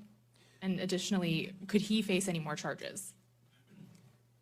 So the investigation is ongoing. That means both as to him and to anyone else who we believe committed the crime with him. Next question. Juliette Papa. Hi, good morning from 1010 Wins. Any indication that some of the women or victims here were imprisoned in his residences, and did he have locations where he kept them, and were not allowed to leave? And also, he's indicted here, although there were searches and raids in LA, Miami. Why in New York? Well, I'm biased. I'm the U.S. Attorney in the Southern District of New York. I think that we have an outstanding track record of bringing some of the most impactful, sprawling, complex, difficult sex trafficking, human trafficking, labor trafficking, you name it. The Southern District of New York can do it, and so we're very proud of that. And so the scope and complexity of this investigation isn't something that we ran from. It's something that we embrace, and we will continue to do that. As to your question about whether he imprisoned anyone, all I can say is that, I mentioned this March 2016 incident where something was caught on video where a victim was attempting to flee, and there was violence that was associated with it. Was that at the residence or a hotel? That was at a hotel. Matthew Lee, Inner City Press. Thanks a lot. Does your office intend to seek remand, or are you reaching a bail package? And if you're willing, how would you contrast this with the R. Kelly case in EDNY in terms of the elements? Thanks. So we will be seeking detention. We have filed a letter laying out our reasoning for seeking pretrial detention. I'm not going to be able to expand beyond what's in the letter, but it contains all of the reasoning, and it contains the law as well. There is a presumption of detention in a case like this, and we think that's warranted. John Anise, New York Daily News. Thank you. I was hoping to get some more detail about the searches of his residence, the guns, the cases of lubricant, and the videos. Where were they found amongst his residence? Were they all scattered around the houses in one place? I kind of wanted to just get a better picture of how that stuff was found. Well, look, I think that some of the details that you're seeking are in the detention letter. So, for instance, some of the AR-15s, 2 of the 3 defaced AR-15s were found in his bedroom closet in Miami, broken down into parts along with magazines with ammunition loaded in them. So some of that detail is in the detention letter. Beyond that, I'm not going to be able to get into where other items were stored. Ben Kochman, Post. Hey, thanks for doing this. Your office was the office that had been prosecuting Jeffrey Epstein before he died in custody. I have not read your detention memo yet. It's the first thing I'm going to do after this ends. But does the memo address, or is your office concerned with Combs's safety in custody given what happened with Epstein? So we are concerned with anyone's safety whenever they are detained prior to trial. It's part of our obligations to keep people safe as well. It's part of the criminal justice system. So, but I do not draw any sort of connection between Jeffrey Epstein's suicide and what may or may not happen to any other defendant while they are detained pretrial. And of course, the decision whether to detain the defendant will be up to a judge. Our position is that pretrial detention is warranted under the law and based on the facts of this case, and I'll leave it at that. Are some of the prosecutors on this case some of the same prosecutors that had been handling that or that worked on the Maxwell case? So I'm not going to get into the staffing. I will say that this team, this group of AUSAs, this incredible group has been working on this case around the clock, and they've had their hands full. Next question. Gus Rosendale, NBC News. Good morning, sir. Combs' attorney said that his client has been cooperative with investigators. He said that this morning. I was wondering if you would have a reaction to that. Let me just say this. I think that generally and with increasing frequency, the word cooperative or cooperating has taken on tremendous elasticity, and it no longer really bears any relation to what the word means when we use it in a very specific context. So responding to lawful process and the like does not qualify as cooperation when we use that term here. Mike Sisak, AP. Thanks. To that end, was there any discussion of Mr. Combs surrendering? I understand he was taken into custody at a hotel in Manhattan last night, and maybe that wasn't the plan. Can you elaborate on how that came about and why that was? I'm not going to be able to get into any sort of operational details as to how he was taken into custody and when. He is in custody right now. He will be appearing in court later today. Was there any discussion of him surrendering, given they claim he's cooperating? I'm not going to be able to get into law enforcement tactics or operations.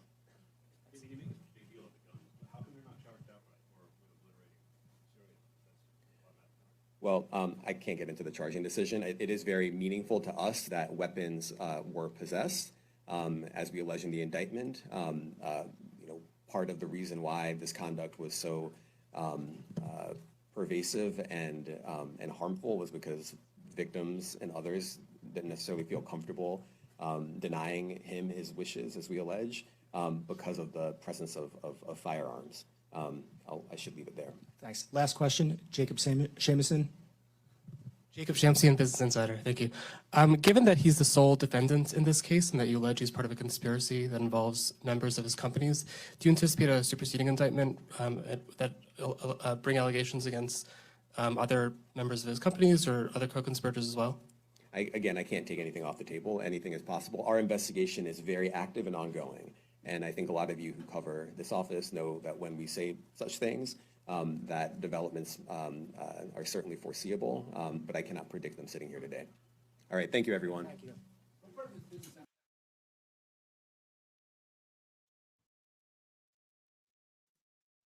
How about we meet up at a coffee shop and play this fun dating card game? We'll have fun and see if we're compatible all at the same time. Ooh, what's the name of the game? It's called Deeper Discussions. I'm down.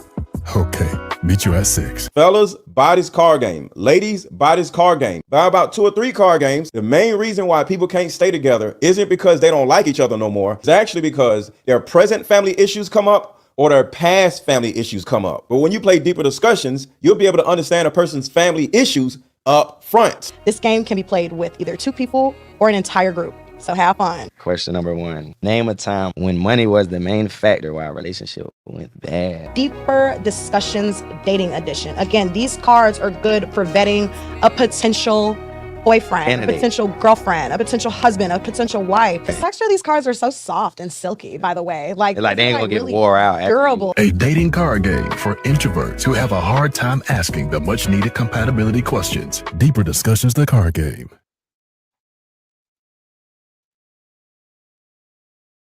Lucian Grange, the reason why Abel Tesfaye, aka The Weeknd, is in the position of which he is. Which, let me say, this is for educational purposes only. But what if I told you there's a very dark history behind Lucian? That even Lucian himself has a puppet master. Let's keep in mind, Lucian is the chairman and chief executive officer of Universal Music Group. Oh yeah, the same exact one that's bringing its music back to TikTok. Let's keep in mind before I go any further though, Mr. Lucian Grange is under pressure from a lot of allegations. Allegations of sponsoring and financing every single one of P. Diddy's parties. Every single party of where P. Diddy's allegations and themselves originate from. Saying that Lucian aided and abetted Combs' behavior by sponsoring gatherings where underage girls were reportedly drugged and provided vast sums of money to Combs, who allegedly used it for what? But like I said, the music industry is very dark, and there's always another puppet master. This is Mr. Leor Cohen. How do you think Lucian Grange got that position to begin with? Oh, you guessed it, aka the tall Israeli. And of course, Leor Cohen is a global head of music at Google and YouTube. February, there was a lawsuit brought against Diddy by a producer of the name Rodney Jones, aka Lil Rod.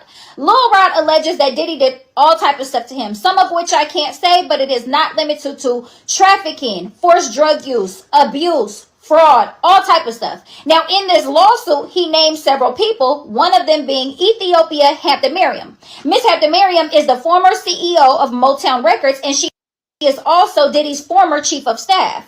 So right now, let me show y'all this real quick. Let me put this on a big screen. So put this on a big screen. Okay, so this is the web of people. Okay, so the young lady just mentioned right here, Ethiopia. Right next to Ethiopia is a man named Lucian Grange. Okay, those are the two people that we're talking about in particular, connected to P. Diddy and all this stuff. So keep in mind, you got Ethiopia and Lucian Grange. Okay, so I'm putting all this together for you. So in the original lawsuit, Lil Rod claims that Ethiopia, as well as the others that he named in that civil suit, were either witness to, a part of, or aware of the things that he's claiming in that suit. However, the tables then shifted and Ethiopia struck a deal with Lil Rod. She is now agreeing to be a witness on his behalf to testify about all the shit that she's seen and everything that she's aware of in exchange for her being removed from this lawsuit. Okay, so y'all got that, right? So now we can go back to this because this is a crazy, this whole thing. What I just uncovered, I was just like, oh crap. All right, this is crazy. And right here, Mr. Lucian Grange, the reason why Abel Tesfaye, aka The Weeknd, is in the position of which he is. Which, let me say, this is for educational purposes. And Drake has a lot to do with this also. So keep in mind, Drake is under Lucian Grange, but Lucian Grange is connected to two other people, Leor Cohen and Clive Davis. So you got Clive Davis, Lucian Grange, and Clive Davis, Lucian Grange, and Leor Cohen. Remember those three people. All right. Somebody got P. Diddy in here to my truly sorry. Look, yo, y'all so stupid. Yo, P. Diddy in here. Oh man, y'all are hilarious. Y'all are hilarious. I'm truly sorry. Man, get out of here, P.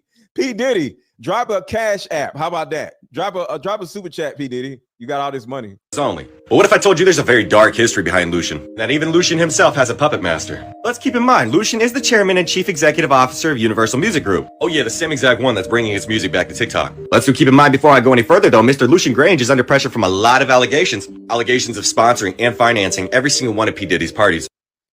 Y'all hear that, right? Lucian Grange allegedly, because remember, I'm dumb. I'm just some content creator. I don't know nothing. Don't kill me, okay? Don't do nothing to me, feds or CIA. Okay, Lucian Grange is responsible for funding P. Diddy's huge freak-out parties. Keep that in mind. Lucian Grange is responsible for all of P. Diddy's elaborate parties, not P. Diddy. Remember I said earlier, well, I said earlier today, I mean, P. Diddy don't have no money. It's the reason why P. Diddy ain't got no money. Every single party of where P. Diddy's allegations and themselves originate from. Saying that Lucian aided and abetted Combs' behavior by sponsoring gatherings where underage girls were reportedly drugged and provided vast sums of money to Combs, who allegedly used it for what? But like I said, the music industry is very dark, and there's always another puppet. Oh, okay. So real quick, I don't want to keep, because this is some good stuff, but y'all got to hit the like button. I don't want to keep saying hit the like button over and over again. So I'm going to stop everything and sit here until y'all hit the damn like button, because the number of likes that I'm looking at is atrocious. So to the people who hit the like button already, thank you. So I know y'all like, I already hit the like button. I'm talking to these hundreds of people who ain't hit the damn like button. I'm waiting because y'all tripping, because this is crazy. I'm waiting, y'all, because this shit is crazy. All right. Thank you. Keep hitting the like button, and Cash App is scrolling across the bottom of the screen. Support the channel. $ AARON 1000. Aaron 1000. Okay, here we go. Thank y'all for hitting the like button. I appreciate it. Master. This is Mr. Lear Cohen. How do you think Lucian Grange got that position to begin with? Oh, you guessed it, aka the tall Israeli. And of course, Lear Cohen is a global head of music at Google and YouTube. But this man is a very high. So Lear Cohen is an Israeli authority figure in the music industry. Because let's keep in mind, Cohen worked on the label side of the music industry at companies including Warner Music, Def Jam, Island Def Jam, and 300 Entertainment. I do keep in mind, Lear Cohen in himself is somebody that Tupac and himself was sketched out about. And ironically, not even 2 years after Tupac's death, in 1998 and 1999, Cohen brokered the deal to sell Def Jam to Universal, creating the Island Def Jam music group, which combined Def Jam, Mercury, and Island Records. And as you can see at the time, artists under his watch at Island Def Jam included none other than Jay-Z, Bon Jovi, Ludacris, and Mariah Carey, just to name a few. All very sketchy artists, but like I said, Mr. All very sketchy artists. Remember that. Keep hitting the like button, y'all. The like stopped. Keep hitting the like button. I'm watching the lights go up. It stopped. Keep hitting the like button, y'all. Lear Cohen himself is the victim of many allegations, including from a CIA agent that confessed the agency's created rap music to fill private prisons. Mr. John Homeston, a retired CIA. Y'all heard that, right? Y'all heard that, right? Let me back up a little bit. He talking so fast. What he said about the CIA? Creating the Island Def Jam music group, which combined Def Jam, Mercury, and Island Records. And as you can see at that time, artists under his watch at Island Def Jam included none other than Jay-Z, Bon Jovi, Ludacris, and Mariah Carey, just to name a few. All very sketchy artists, but like I said, Mr. Lear Cohen himself is the victim of many allegations, including from a CIA agent that confessed the agency's created rap music to fill private prisons. Mr. John Homeston, a retired CIA agent, has admitted on national Russian television that hip-hop was a psyop invented by the CIA in the 1980s, and the agency has directed and financed household name artists including NWA, Dr. Dre, Jay-Z, and Kanye West. But I want y'all to think about something. 2 movies, Snowfall and American Gangster. Put a 1 in the chat if y'all have seen Snowfall and or American Gangster, or both. Put a 1 in the chat if you have seen Snowfall, which is a series about drugs, and American Gangster, which is a movie about drugs. Go. Everybody hit 1s. I want to see. Because if y'all haven't seen it, I'm gonna have to explain the movie in a show. So put a 1 in the chat. I need to see all these 1s, because if not, I'm gonna have to sit here and explain these damn movies and these TV shows. Hit a 1. Okay, 1s. Okay, cool. All right, y'all have seen American Gangster and or Snowfall. Okay, cool. So I want to ask y'all an easy question. Since y'all seen Snowfall, you got Franklin. Who was it that Teddy worked for?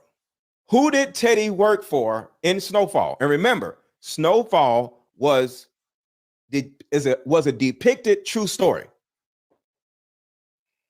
Everybody in the chat, who did Teddy work for, y'all? Who did Teddy work for? Come on, let's go. Who did Teddy work for? The CIA. Who did Teddy work for? The CIA. The CIA is who Teddy worked for. Do y'all remember why Teddy was giving Franklin drugs? Well, it was to fund a war. Y'all remember that? Teddy was giving, well, not giving, but fronting or working with Franklin in order to fund the military, because it was an Iran-Contra war. There we go. So back in the 60s and 70s, because we're going to talk about American Gangster already, also, the CIA was in charge of finding money in an illegal way in order to fund the Iran-Contra war. Okay? So keep this in mind. The CIA was they were in charge of finding different ways to get money from black people in order to fund the Iran-Contras. Okay? That was Snowfall. So that's one piece. And that was a true story, based off a true story. It literally happened. It wasn't just a TV show. It really happened. Depicted, of course. Okay?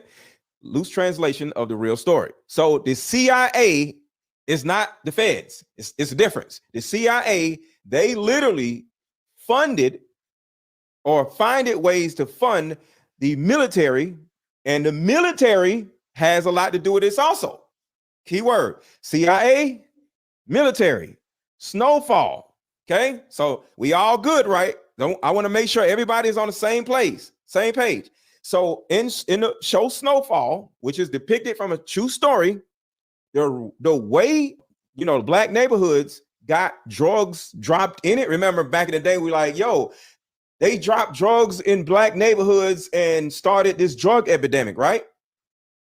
The CIA actually brought the drugs over and was working with different black people in order to ruin black people, okay? And the money that they got, it funneled back into the military, okay? So now let's go to American Gangster. Think about American Gangster. Bumpy Johnson had Frank Lucas working up under him, right? Frank Lucas worked for Bumpy Johnson. Bumpy Johnson died. Frank Lucas took over. He started getting his drugs straight from the source. How did Frank Lucas get his like kilos and kilos and kilos and kilos of drugs shipped from, I think, Nicaragua to America? I'm putting all this together. What's going on, Rosalind? How did Frank Lucas get, there we go, military funeral planes, military planes? You see how I'm connecting everything? The CIA was working with black people, dropping drugs into black neighborhoods, working with black people in order to, get more drugs over here, right? They was working hand to hand in order to fund the military. That was one show. Then the other movie, which is Vietnam. It was Vietnam. Okay, thank you. Not Nicaragua. So over here, so that's one thing. And over here, you got Frank Lucas working with the CIA and the military, and he got his drugs shipped from Vietnam from the military. It was shipped in caskets utilizing the military. Because during the war, thousands of people were dying during the war, right? And you have to find a dead body, and you gotta carry the dead body back to the plane, and then the plane has to put the dead body in the casket. So because from a just a military standpoint, the families, like, they actually go up to the family's door, the wife's door, knock on the door. Is two military people, and they let the wife know your husband has been killed in service, right? So they take that part seriously. So the caskets, the whole, that was a huge part of the military. You can't just leave a dead body over there in Vietnam. You literally have to find a dead body or the pieces of dead body, put the dead body in the casket, and ship the dead body back to America so the family can have a proper burial. So that was a big thing. So it was casket transportation going on probably once a month or probably once a week, shipping dead bodies back to America, right? But what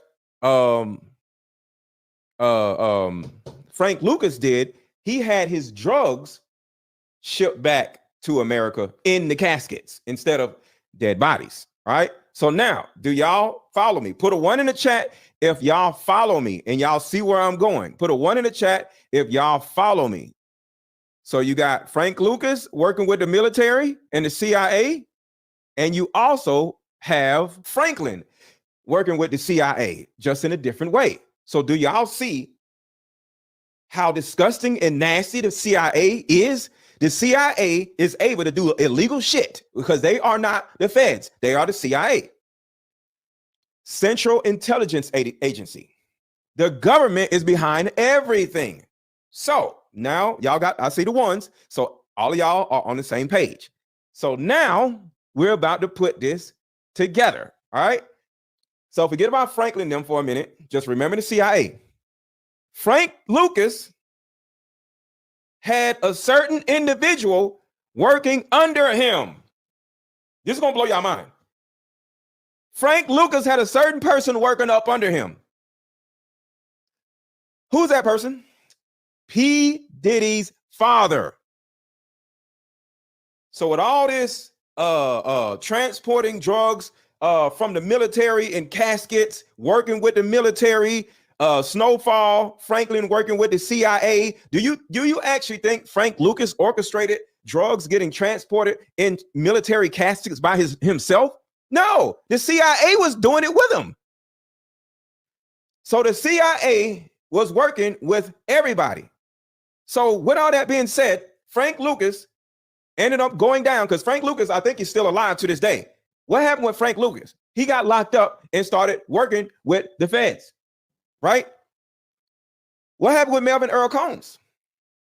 He was on the same shit. The reason why Melvin Combs died when P. Diddy was 3 years old is because he was working with the CIA and the gang members found out about it. See, remember on Snowfall, everybody did not know that Franklin was working with the CIA. Only 3 people knew that Franklin was working with the CIA. His uncle, his uncle's girlfriend, and his wife, and Franklin's wife. Nobody else knew. Right? So understand that when you work with the CIA, you only know, and probably a couple other people know. That's it. Nobody else knew that Franklin was working with the CIA. So when you look at what happened with P. Diddy's father working under Frank Lucas, the only person that knew about, the only person that knew about the CIA was Frank Lucas himself. Nobody else knew. That's why the CIA wasn't in the movie. Oh, he's dead? He was in prison for a long time. I think he died in prison if he's dead. So the CIA helped Frank Lucas transport all these drugs to America because that was the CIA's #1 job, to transport drugs to America in order to fund the war. That was, I think, but yeah, it was in the 60s, right? The CIA also controls Hollywood. Now, you moving too fast. Don't go too fast. Don't go too fast. I'm cooking. All right. So now Frank Lucas goes to jail. Melvin Earl Combs takes over, but he ends up getting killed because his homeboys, the other drug dealers, did not know Melvin was working with the CIA. So they just murked him because he worked for the feds. But they don't realize that it was a good thing because that's where Melvin was getting the drugs from.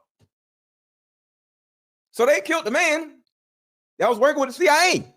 So now P. Diddy's father is dead, right? P. Diddy was married. P. Diddy's father was married. His wife, Janice Combs, took over the business when Melvin died. But she did not take over fully. She was not a drug dealer. She was a liaison. So she had a front. She wasn't just this drug dealer. She actually had a modeling agency.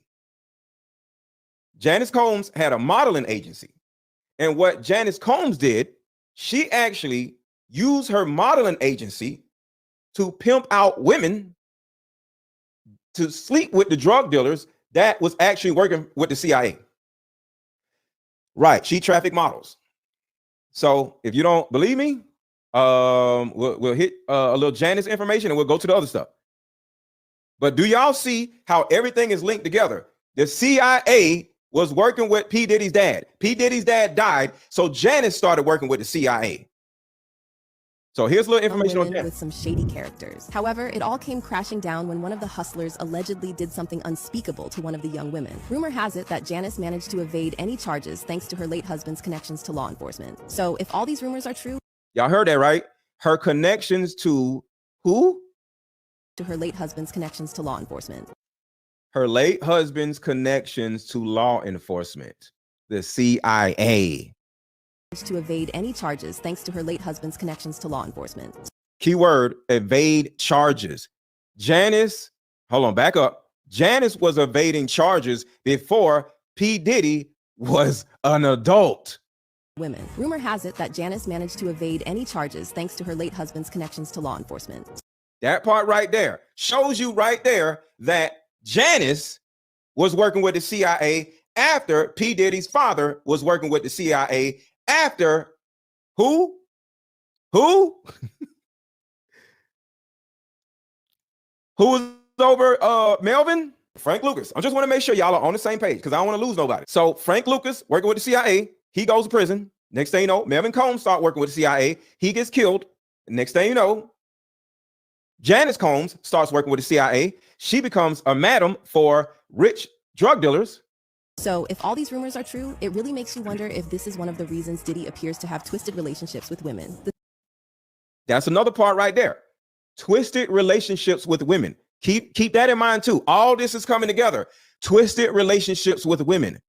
Let me back it up. I just want to make sure y'all get that blue part right there. It really makes you wonder if this is one of the reasons Diddy appears to have twisted relationships with women. Okay. Right now, what we're doing is we have a whiteboard and we putting all the pieces together. All right. The story goes that Janice was allegedly pushing Diddy to do whatever it took to climb that ladder of success. You hear that, right? Why? Because she was working with the CIA. Why was she pushing him to do that? Because the CIA was telling her to do so. Diddy to do whatever it took to climb that ladder of success, with some even claiming that she encouraged him to cozy up to powerful men, letting them use him to get ahead. So right now, right here, remember, what was Janice Combs' job? She was a pimp, and she hoed women out to rich white men. And she turned around and hoed her son out to rich white men. Is it coming together now? Since she's a woman, they didn't make her a drug dealer. They made her a pimp. They made her a madam. Even claiming that she encouraged him to cozy up to powerful men, letting them use him to get ahead, only for Diddy to turn around and allegedly do the same to others. And to do the same to others. Do y'all see from the top, Frank Lucas? Then you go down, you got Janice's husband. And then you got Janice. And then you got P. Diddy. Do y'all see this? So I'm going to stop right there. And we're going to go back to the original video. Then said that our mission was to use teenage angst to our advantage and turn generation. Sorry, this is so loud. I didn't realize it was so loud. So sorry, it's so loud. This is loud as hell. Generation X into a decadent pro-drug and anti-establishment culture. So now that we all are on the same page, we talked about P. Diddy, we talked about P. Diddy's mama, we talked about Snowfall, we talked about how drugs were coming over here to the United States. Now there's another part that puts all of this together. And I'm not going to say what it is. I'm going to let him say it. I'm just going to start this over. That would be this man right here, Mr. Lucian Grange. The reason why Abel Tesfaye, aka The Weeknd, is in a position of... And remember, Lucian Grange is over Drake. Clive Davis is the man that Janice was working with. Clive Davis, remember that. Clive Davis is the man that Janice was working with. Janice Combs, that you already know. Clive Davis started allegedly having sex with Janice's son, which is P. Diddy, when he was young. There we go. You got it. You got it. See, y'all smart. Y'all smart. The prison industrial complex. Yes, there we go. Y'all got it. Y'all got it. We putting it together. She is, which let me say, this is for educational purposes only. But what if I told you there's a very dark history behind Lucian? That even Lucian himself. I need y'all to hit the like button though. I want to keep playing this video, but y'all gotta hit the like button. So I want to play the video, but y'all gotta hit the freaking like button, y'all. If y'all hit the like button, we'll get about probably 10,000 people in this bitch. I'm trying to get 10,000 people in this motherfucker. Y'all got to hit the like button. If every single person that's watching hits the like button, we'll get to at least 7,000 people. I've done it before. I've seen it. Has a puppet master. Let's keep in mind, Lucian is the chairman and chief executive officer of Universal Music Group. Oh yeah, the same exact one that's bringing its music back to TikTok. Let's keep in mind before I go any further though, Mr. Lucian Grange is under pressure from a lot of allegations. He's under pressure. Allegations of sponsoring and financing every single one of P. Diddy's parties. Every single party of where P. Diddy's allegations in themselves originate from. Saying that Lucian aided and abetted Combs' behavior by sponsoring gatherings where underage girls were reportedly drugged and he sponsored the Diddy parties, Lucian Grange. and provided vast sums of money to Combs, who allegedly used it for what? But like I said, the music industry is very dark, and there's always another puppet master. This is Mr. Lear Cohen. How do you think Lucian Grange got that position to begin with? Oh, you guessed it, aka the tall Israeli. And of course, Lear Cohen is a global head of music at Google and the key word is the tall Israeli. Why does that make sense? Or why is that important? Remember, you got to remember this. This is about other countries. This is about other countries. It's not necessarily about America. Frank Lucas was working with Vietnam. He was working with Israelis. Frank Lucas was working with Israelis. He was working with, y'all understand what I'm saying? He was working with people in Vietnam, but he was working with people in Israel also. And this man right here came to America to infiltrate music. He is called the tall Israeli for a reason. and YouTube. But this man is a very high authority figure in the music industry. Because let's keep in mind, Cohen worked on the label side of the music industry at companies including Warner Music, Def Jam, Island Def Jam, and 300 Entertainment. I do keep in mind, Lear Cohen in himself is somebody that Tupac in himself was sketched out about. And ironically, not even 2 years after Tupac was sketched out about Lear Cohen. Tupac was a huge problem because he did not know how to shut his mouth. And when Tupac came out with "That's why I fucked your bitch," first off, F your clique and the clique you claim, he was going off on who, y'all? It's all coming together. Tupac was going off on who in particular? Biggie and who? Who? Biggie and who? P. Diddy. Biggie and P. Diddy. Remember, P. Diddy had a white daddy that his mama hooked him up with that was having sex with him, which is Clive Davis. Clive Davis, Lear Cohen, and Lucian Grange all worked together. So next thing you know, here comes Tupac going against the grain. Tupac making songs talking about P. Diddy. So the first song, he was talking about Biggie. The second song, he was planning to tell and expose that P. Diddy was gay and how he was sleeping with Clive Davis. So that is the reason why P. Diddy had to get rid of not only Tupac, but Biggie also, because Biggie was like a lightning rod for Tupac. So Tupac was about to expose P. Diddy, Clive Davis, Lucian Grange, and Lear Cohen. So they had to get rid of him because he was about to expose everything. He would not shut his mouth. You got to remember, Tupac was Mr. Black Power. His mom was a part of the Black Panthers. So Tupac wasn't into all these white dudes, Israelis, and all these people. So when a white dude comes around, he's like, yo, who is this nigga? I'm not listening to you. So he was a Black Power person. He wasn't working. He wasn't with this shit. But P. Diddy was. P. Diddy is the one who got rid of Tupac. Warner Music, Def Jam, Island Def Jam, and 300 Entertainment. I do keep in mind, Lear Cohen in himself is somebody that Tupac in himself was sketched out about. And ironically, not even 2 years Tupac was sketched out about the white Israeli people. after Tupac's death, in 1998 and 1999, Cohen brokered the deal to sell Def Jam to Universal, creating the Island Def Jam music group, which combined Def Jam, Mercury, and Island Records. And as you can see at the time, artists under his watch at Island Def Jam included none other than Jay-Z, Bon Jovi, Ludacris, and Mariah Carey, just to name a few. All very sketchy artists, but like I said, Mr. Lear Cohen himself is the victim of many allegations. Everybody hit the like button. Everybody hit the like button. We invented hip hop, but we couldn't get paid by hip hop. We was just beatboxing, and we was just in high schools, just rapping. We didn't have beat machines. We didn't have nothing. NWA and them, they actually had to get funded and paid in order to start touring. So yes, I understand. Dougie Fresh and them was beatboxing, and they started hip hop, but the rest of the world didn't know anything about hip hop. Hip hop was in New York, but how did the rest of the world know about hip hop? Lucian Grange, Lear Cohen, and Clive Davis. So you got to understand, when they say hip hop was invented, y'all getting in y'all feelings. They actually invented hip hop. I'm saying they invented rap music and spread it across the world.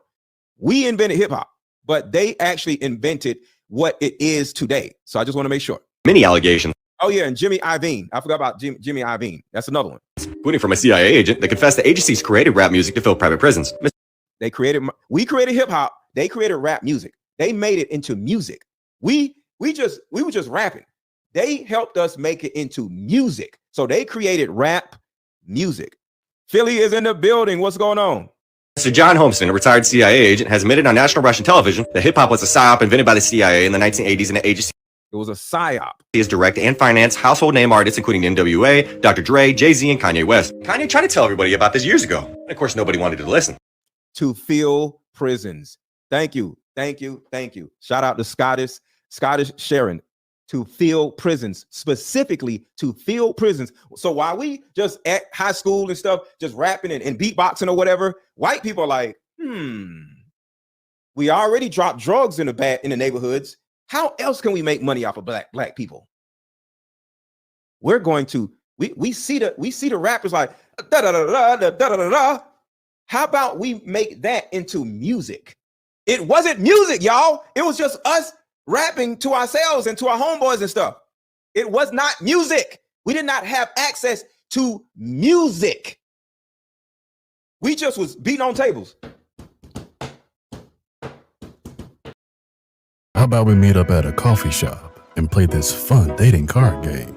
We'll have fun and see if we're compatible all at the same time. Ooh, what's the name of the game? It's called Deeper Discussions. I'm down.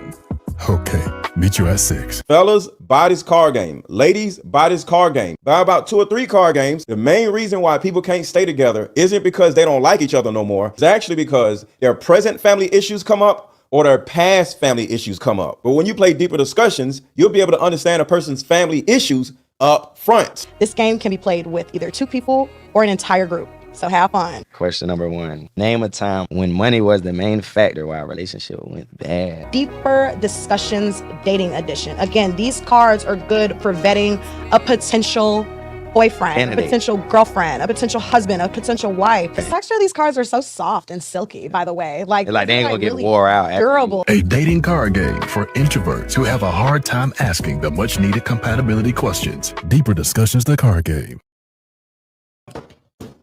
This all we was doing, y'all. And white people's like, if we give them a beat machine and put them in a studio and give them a microphone, oh shit, right? But John Homestead said that our mission was to use teenage angst to our advantage and turn Generation X into a decadent, pro-drug, and anti-establishment culture that would create pro-drug,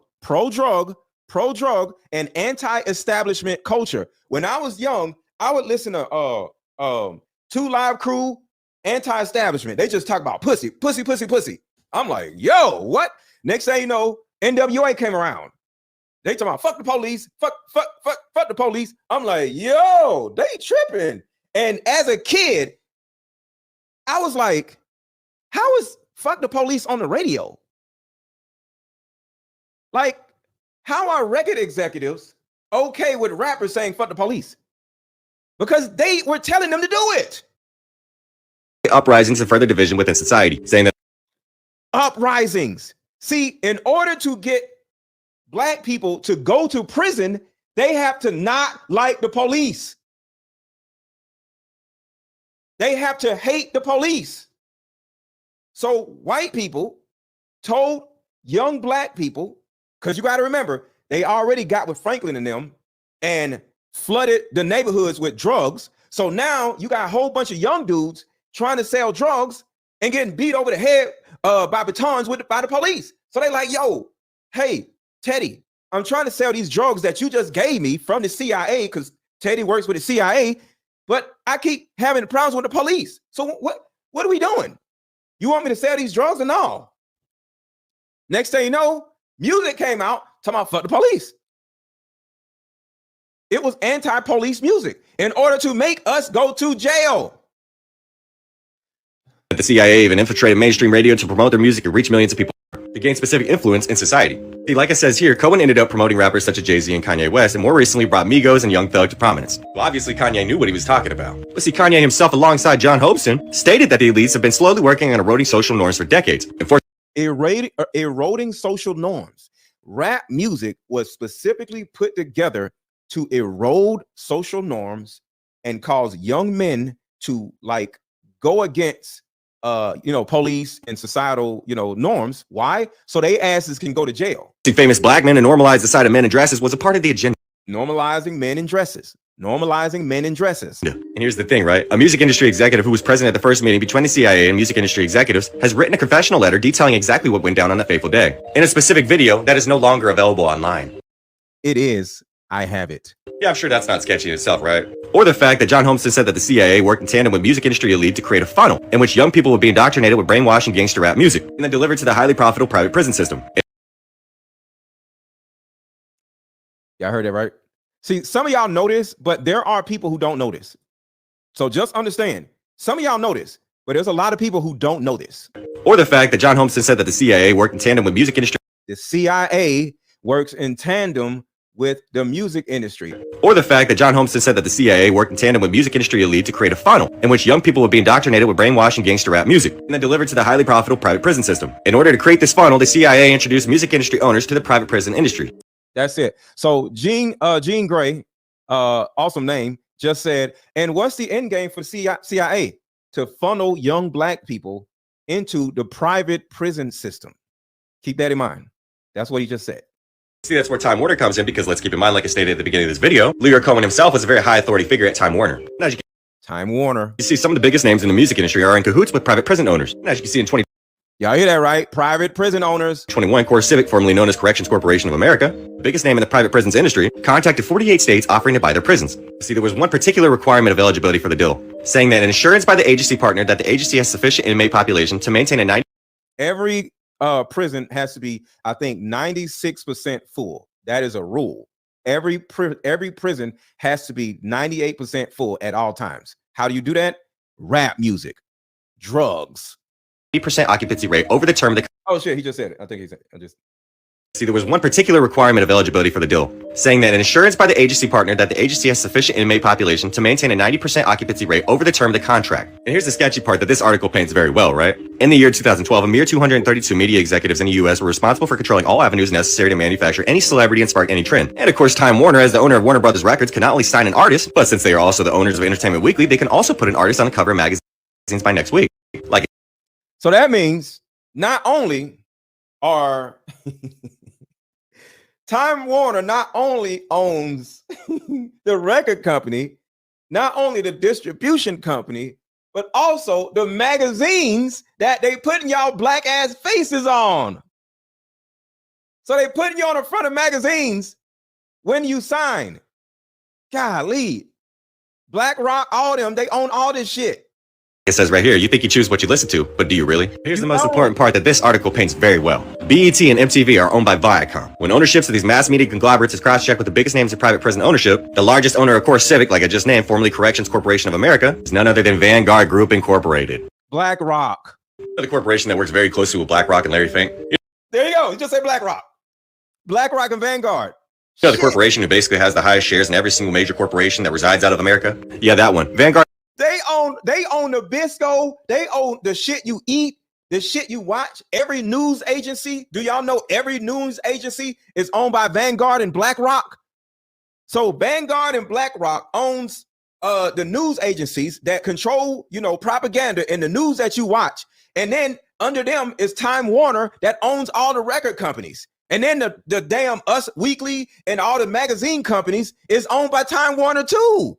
And then Universal Music Group is right up under them. And right up under Universal Music Group is Lear Cohen, who is working with YouTube. So controlling the media over here, it's all controlled by the same damn people. Vanguard is the number one shareholder in both Viacom and Time Warner. Vanguard is also the largest holder in the GEO Group, the second largest owner of private prisons in the entire USA. Then the private prisons. Like it says here, the people who own the media and are responsible for putting gangster rap at the center of youth culture are the very same people who own private prisons. So